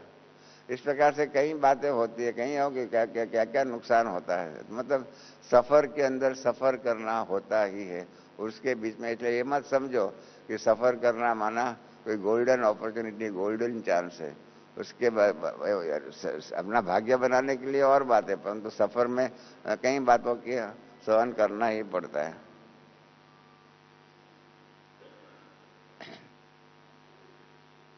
और फिर बाबा ने क्या किया, आप सबको भी यह दृढ़ संकल्प लेना है। हम सबको कल बाबा ने दृढ़ संकल्प करने के लिए कहा हुआ है कि अंत तक पाठ बजाते बजाते पाठ में पास होना ही है। हम सबका जो पाठ है उस पाठ के अंदर अंत तक पाठ बजाते बजाते पाठ में पास होना ही है। और बाबा ने आथक दिया कि हुआ ही पड़ा है, आप सब पास हुए ही पड़े हैं। फिर बाबा ने सवाल पूछा, हुआ ही पड़ा है या होना है, क्या होना चाहिए? तो हम सब ने जवाब दिया कि हुआ ही पड़ा है। तो बाबा ने फिर से याद कराया, हुआ ही पड़ा है वो निश्चय तो है ना। और बाबा ने इस संगम युग को बहुत सुंदर डेफिनेशन दिया। ये संगम युग क्या है? विजय पाने की मौसम है। जैसे अभी ठंडी की मौसम चलती है ना, गर्मी की मौसम चलती है ना, इस प्रकार से बाबा ने वर्तमान समय की बहुत सुंदर डेफिनेशन दिया। कि अभी ये विजय पाने के मौसम है। किसके ऊपर विजय पाने के लिए? अपनी कमजोरियों के ऊपर विजय पाने के लिए, अपने किए हुए विकर्म जो भी 63 जन्मों में किए हुए होंगे उनके ऊपर विजय पाने की, मतलब इस प्रकार से विजय पाने की मौसम है। और ये विजय पाने की मौसम बाबा ने उसका संगम के साथ जोड़ दिया। और संगम युग की यह विशेषता है, संगम युग की यह विशेषता है विजय पाने के लिए। तो इसलिए बाबा ने कहा समय की यह विशेषता को यूज करते चलो, आगे बढ़ते चलो। समय की जो विशेषता है, कभी कभी समय की सावधानी बाबा दे देते हैं। आज बाबा ने समय की विशेषता के बारे में एक बात, समय की विशेषता क्या है? कि विजय पाने की ये मौसम है, ये समय है। ये जैसे होता है आम की मौसम होती है, ऐसे हर चीज की मौसम अपने अपने समय पर आती है। तो इस प्रकार से ये संगम युग सारे कल्प के अंदर विजय पाने की मौसम है। तो इसलिए ये समय की, बाबा ने कहा समय की विशेषता को यूज करते चलो। ब्रह्मा बाप को सालों साल साकार में पालना करने का अटेंशन रहा, हर समय अटेंशन रहा। इस प्रकार से आप सबको भी सीखना चाहिए कि ब्रह्मा बाप ने कैसे किया, क्या किया बाबा ने। ब्रह्मा बाबा की एक और विशेषता बाबा ने बताई, आप सबने नोट किया होगा। मैंने खास नोट किया, बाबा की एक विशेषता है कि कितना प्यार ब्रह्मा बाप ने निराकार बाप से लिया और हम बच्चों को दिया। कितनी सुंदर विशेषता बताई। ब्रह्मा बाप ने निराकार बाप से कितना प्यार लिया और उसको हमें कितना दिया। ये लेना और देना, परमात्मा से प्यार लेना और बच्चों को देना, वो कैसे हो सकता है? उसका स्थूल एग्जाम्पल है चंद्रमा। चंद्रमा जो क्या होता है, चंद्रमा अभी 2 दिन पहले गई ना, पौष महीने की पूर्णिमा गई, तो वो पूर्णिमा में क्या होता है, सूर्य जो है उसका किरणें जो है, उसके प्रकाश की रोशनी जो है चंद्रमा के ऊपर होती है और चंद्रमा फिर हमको रोशनी देता है। इस प्रकार से ब्रह्मा बाबा ने भी क्या किया, ब्रह्म शिव बाबा से प्यार लिया और वो प्यार परावर्तित कर करके ट्रांसफर करते हुए हम बच्चों को दिया। इस प्रकार से हमें भी आना चाहिए कि हम भी परमात्मा से प्यार ले, ब्रह्मा बाबा से भी प्यार ले और औरों को भी प्यार दे। प्यार लेना और देना ये हमारी संगम युग की विशेषता होनी ही चाहिए। ये सीखना पड़ेगा। हमको गुस्सा करने का आता है, रोना आता है, बाकी सब बातें आती है, परंतु प्यार लेना और प्यार देना ये बहुत कठिन बात है, मामूली बात नहीं है, परंतु वो सीखनी पड़ेंगी और जो सीखेगा वो पाएगा।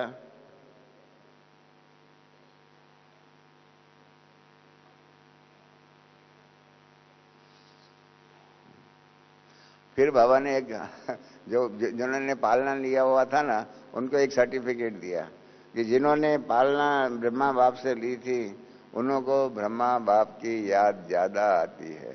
ये हकीकत है। हम बच्चों को जितना ब्रह्मा बाप को याद आते हैं क्योंकि हमने पालना ली हुई है, तो इसलिए कहीं भी कुछ भी बात हो जाती है फौरन बाप से जो पालना ली हुई थी साकार में वो याद आ जाती है, क्योंकि प्रैक्टिकल की पालना ली ही, प्रैक्टिकल में उन्होंने पालना ली है और इसलिए विशेष याद सिर पर घुमा करके ऐसे दी करके बाबा ने कल उनको, जिन्होंने पालना विशेष ली थी उसके ऊपर बाबा ने कल एक्चुअली एक्टिंग करके भी दिखाया। इस प्रकार से पूरा करके आगे बाबा ने मुरली समाप्त किया। 9:02 पर हम मुरली समाप्त किया। बाबा ने कहा अब तो समय हुआ है, आज कौन मिलना है। और उसके बाद इंदौर जोन की बात बताई बाबा ने। 7,000 बहन भाई आए हुए हैं इस प्रकार से। उसके अंदर एक सुंदर बात कही। इतनी बातें बाबा ने प्यार से बात कहने के बाद एक बात टोटके के रूप में कह दिया। सबको इस वार्निंग के रूप में बाबा ने कहा हुआ है। बाबा ने क्या कहा, इंदौर वाले सब पुरुषार्थ में आगे से आगे है ना, आगे से आगे है ना, कोई पीछे तो नहीं रहता, कोई पीछे तो नहीं रहता। और जो पीछे रहता है उसको बाबा ने वार्निंग दे दिया। बाबा की वार्निंग बहुत गड़बड़, इनकॉग्निटो जिसको कहते हैं, इस प्रकार की वार्निंग है। पीछे रहने वालों को प्राप्ति भी तो पीछे होगी, ये वार्निंग है पीछे रहने वालों का। हम कई बार क्या होता है, बाबा ने तो कहा है बेफिक्र बादशाह बनो, इसके बदले में हम बन जाते हैं दूसरे प्रकार के बादशाह। आपको सबको मालूम है वो हम सब ऐसे बनते हैं, वो है बेपरवाह बादशाह। ठीक है, आप सब क्या हो, हम सब क्या है, बेफिक्र ज्यादा रहते हैं या बेपरवाह ज्यादा रहते हैं?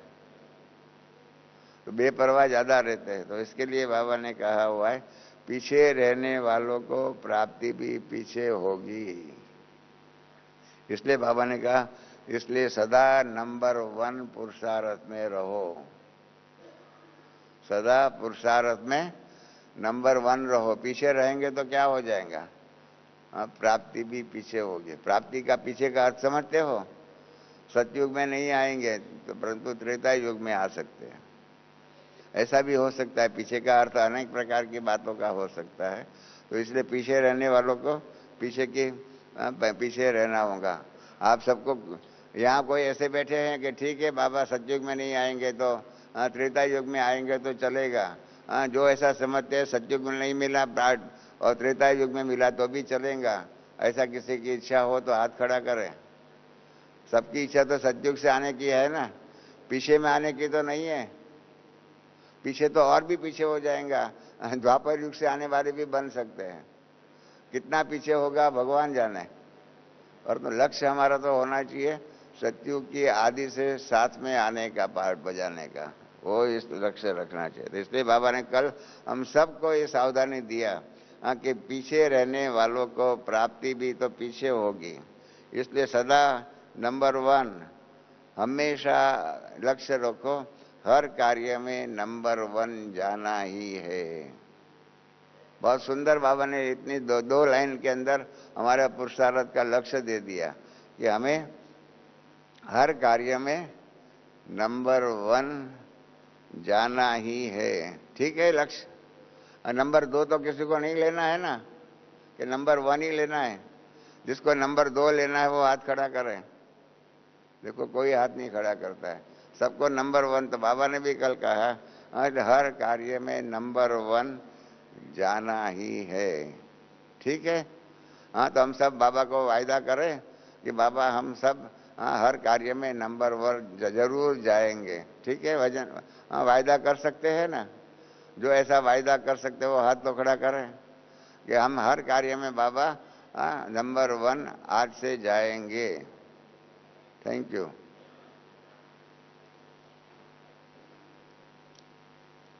फिर बाबा ने डबल विधि, वो 9:02 से 9:06 तक 4-5 मिनट तक बाबा ने इंदौर वालों से बात किया। फिर डबल विदेशियों से बात किया 9:06 से 9:09, 3 मिनट बात किया, जिसके अंदर बाबा ने विश्व कल्याणी और भारत कल्याणी की बात की। वो तो आप सब जानते हैं।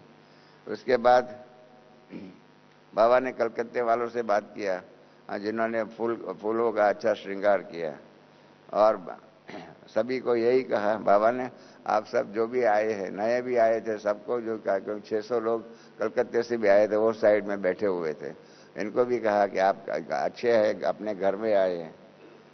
बहुत। और फिर एक बहुत सनातन सत्य, नहीं तो क्या हो गया है। मैं हमेशा ही कहता हूँ, ये यज्ञ को जोन्स के रूप में हॉरिजॉन्टल डिवाइड मत कीजिए, और इसी प्रकार से व्यवसाय के रूप में वर्टिकल रूप में डिवाइड मत कीजिए।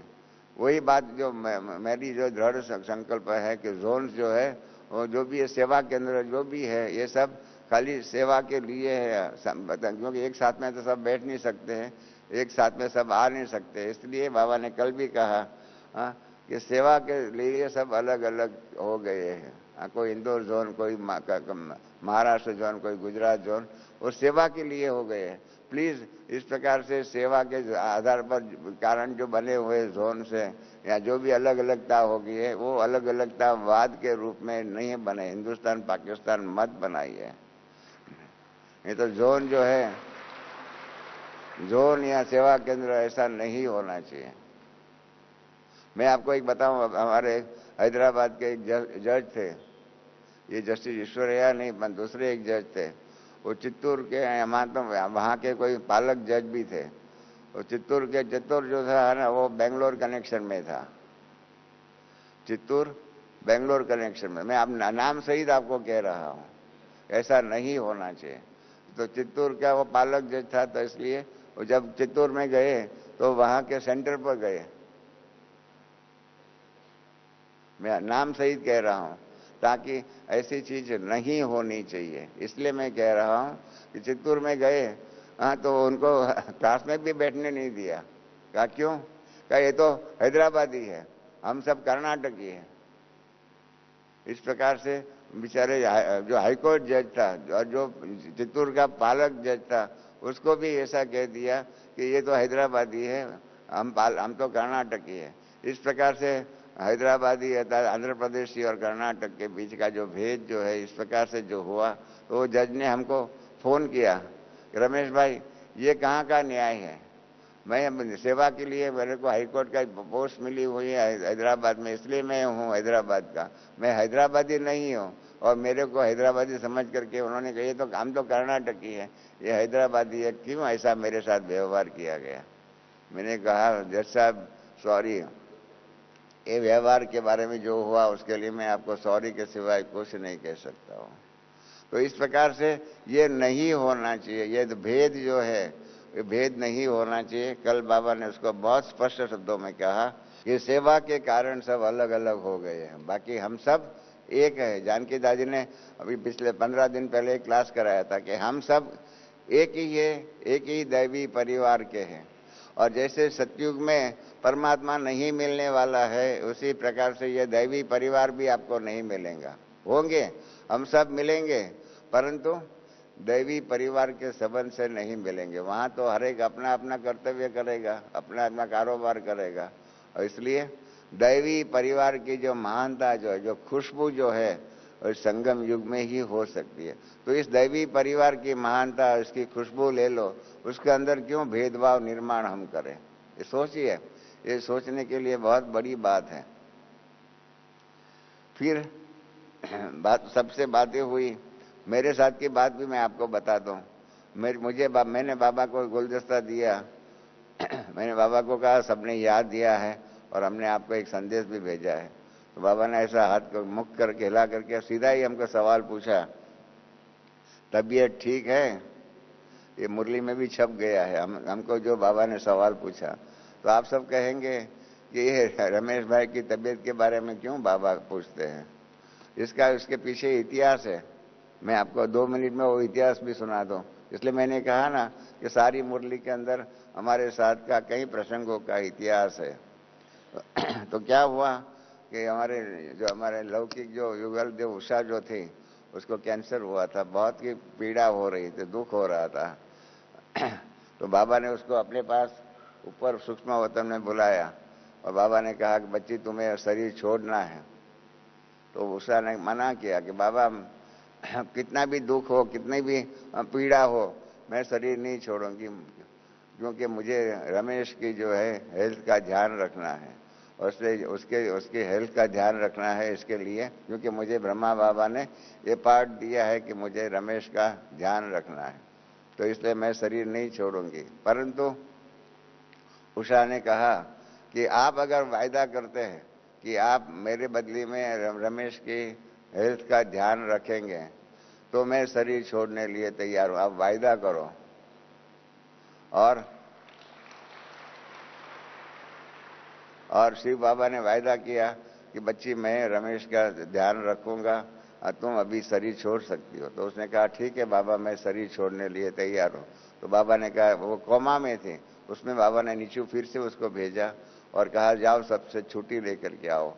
और नीचे छुट्टी लेने के लिए आई। 4 बार उसने कहा मैं जा रही हूं, मैं जा रही हूं, मैं जा रही हूं, मैं जा रही हूं। ऐसा कह करके बाबा के पास गई। बाबा ने उसके आत्मा को ऊपर बुला लिया और उसने शरीर छोड़ दिया। परंतु जो बाबा ने जो वायदा किया था कि मैं रमेश का हेल्थ का ध्यान रखूंगा, तो शुरू के दिनों में तो 8-10 बार, तो जितनी बार मैं स्टेज पर आता था, वो अभी भी जितनी बार मैं स्टेज पर आता हूँ, यहाँ तो बाबा ऐसे हाथ करके पूछेंगे। कल तो बाबा ने फिर इतने कारोबार थे, इतना फास्ट तीव्र स्पीड में बाबा कारोबार करते थे, उसके अंदर भी बाबा ने अपना वायदा निभाया। और बाबा ने हमको पूछा कि तबीयत ठीक है ना? तो देखिए ये बाबा की कितनी महानता। इतने महान बाबा के सामने हम तो कुछ नहीं है। हम कुछ नहीं होते हुए भी, हम कुछ भी नहीं होते हुए भी हमारे साथ जो उषा के लिए साथ मेरे लिए उषा के साथ जो वायदा किया, वो बाबा अभी भी उस उषा का शरीर छोड़े हुए 3 साल से, वो 3.5 साल हो जाएंगे अभी। तो 3.5 साल से बाबा अपना वायदा निभा रहे हैं। ये कितनी बाबा की महानता है। और उस महानता के आधार पर क्या होता है, हम नतमस्तक हो जाते हैं कि बाबा आप कितने महान हो, कितना महान हो कि आपने जो वायदा किया वो अभी तक निभाते हो। हम भी अगर बाबा से ये बात सीख ले, हाँ, कि जो वायदा किया हुआ है या करते हैं बाबा के साथ। कल भी कईयों ने वायदा किया, हाथ उठाया हुआ है। हाँ, वो जैसे शिव बाबा अपना वायदा निभाते हैं, ऐसा हम सब भी, हाँ, जो वायदा किया हुआ है। और ये सिनेमा के गीत भी है ना, जो वायदा किया हुआ है वो निभाना ही पड़ेगा।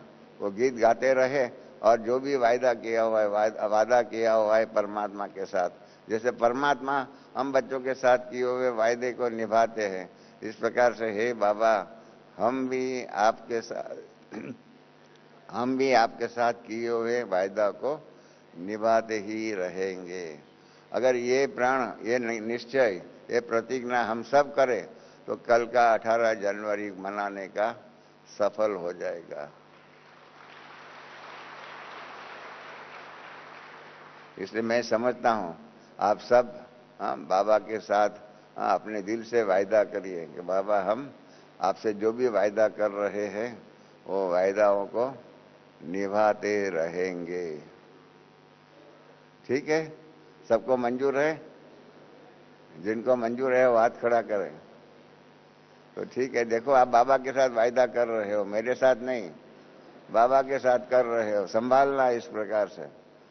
तो इस प्रकार से वायदा करते हुए, उस वायदा को याद करते हुए अभी 1 मिनट हम बाबा को याद करके आज का ये कार्यक्रम जो है हम समाप्त करेंगे। आप सबने हमको साथ दिया, हमारी बात को शांति से सुनी, इसके लिए आप सबका बहुत बहुत आभार। ओम शांति।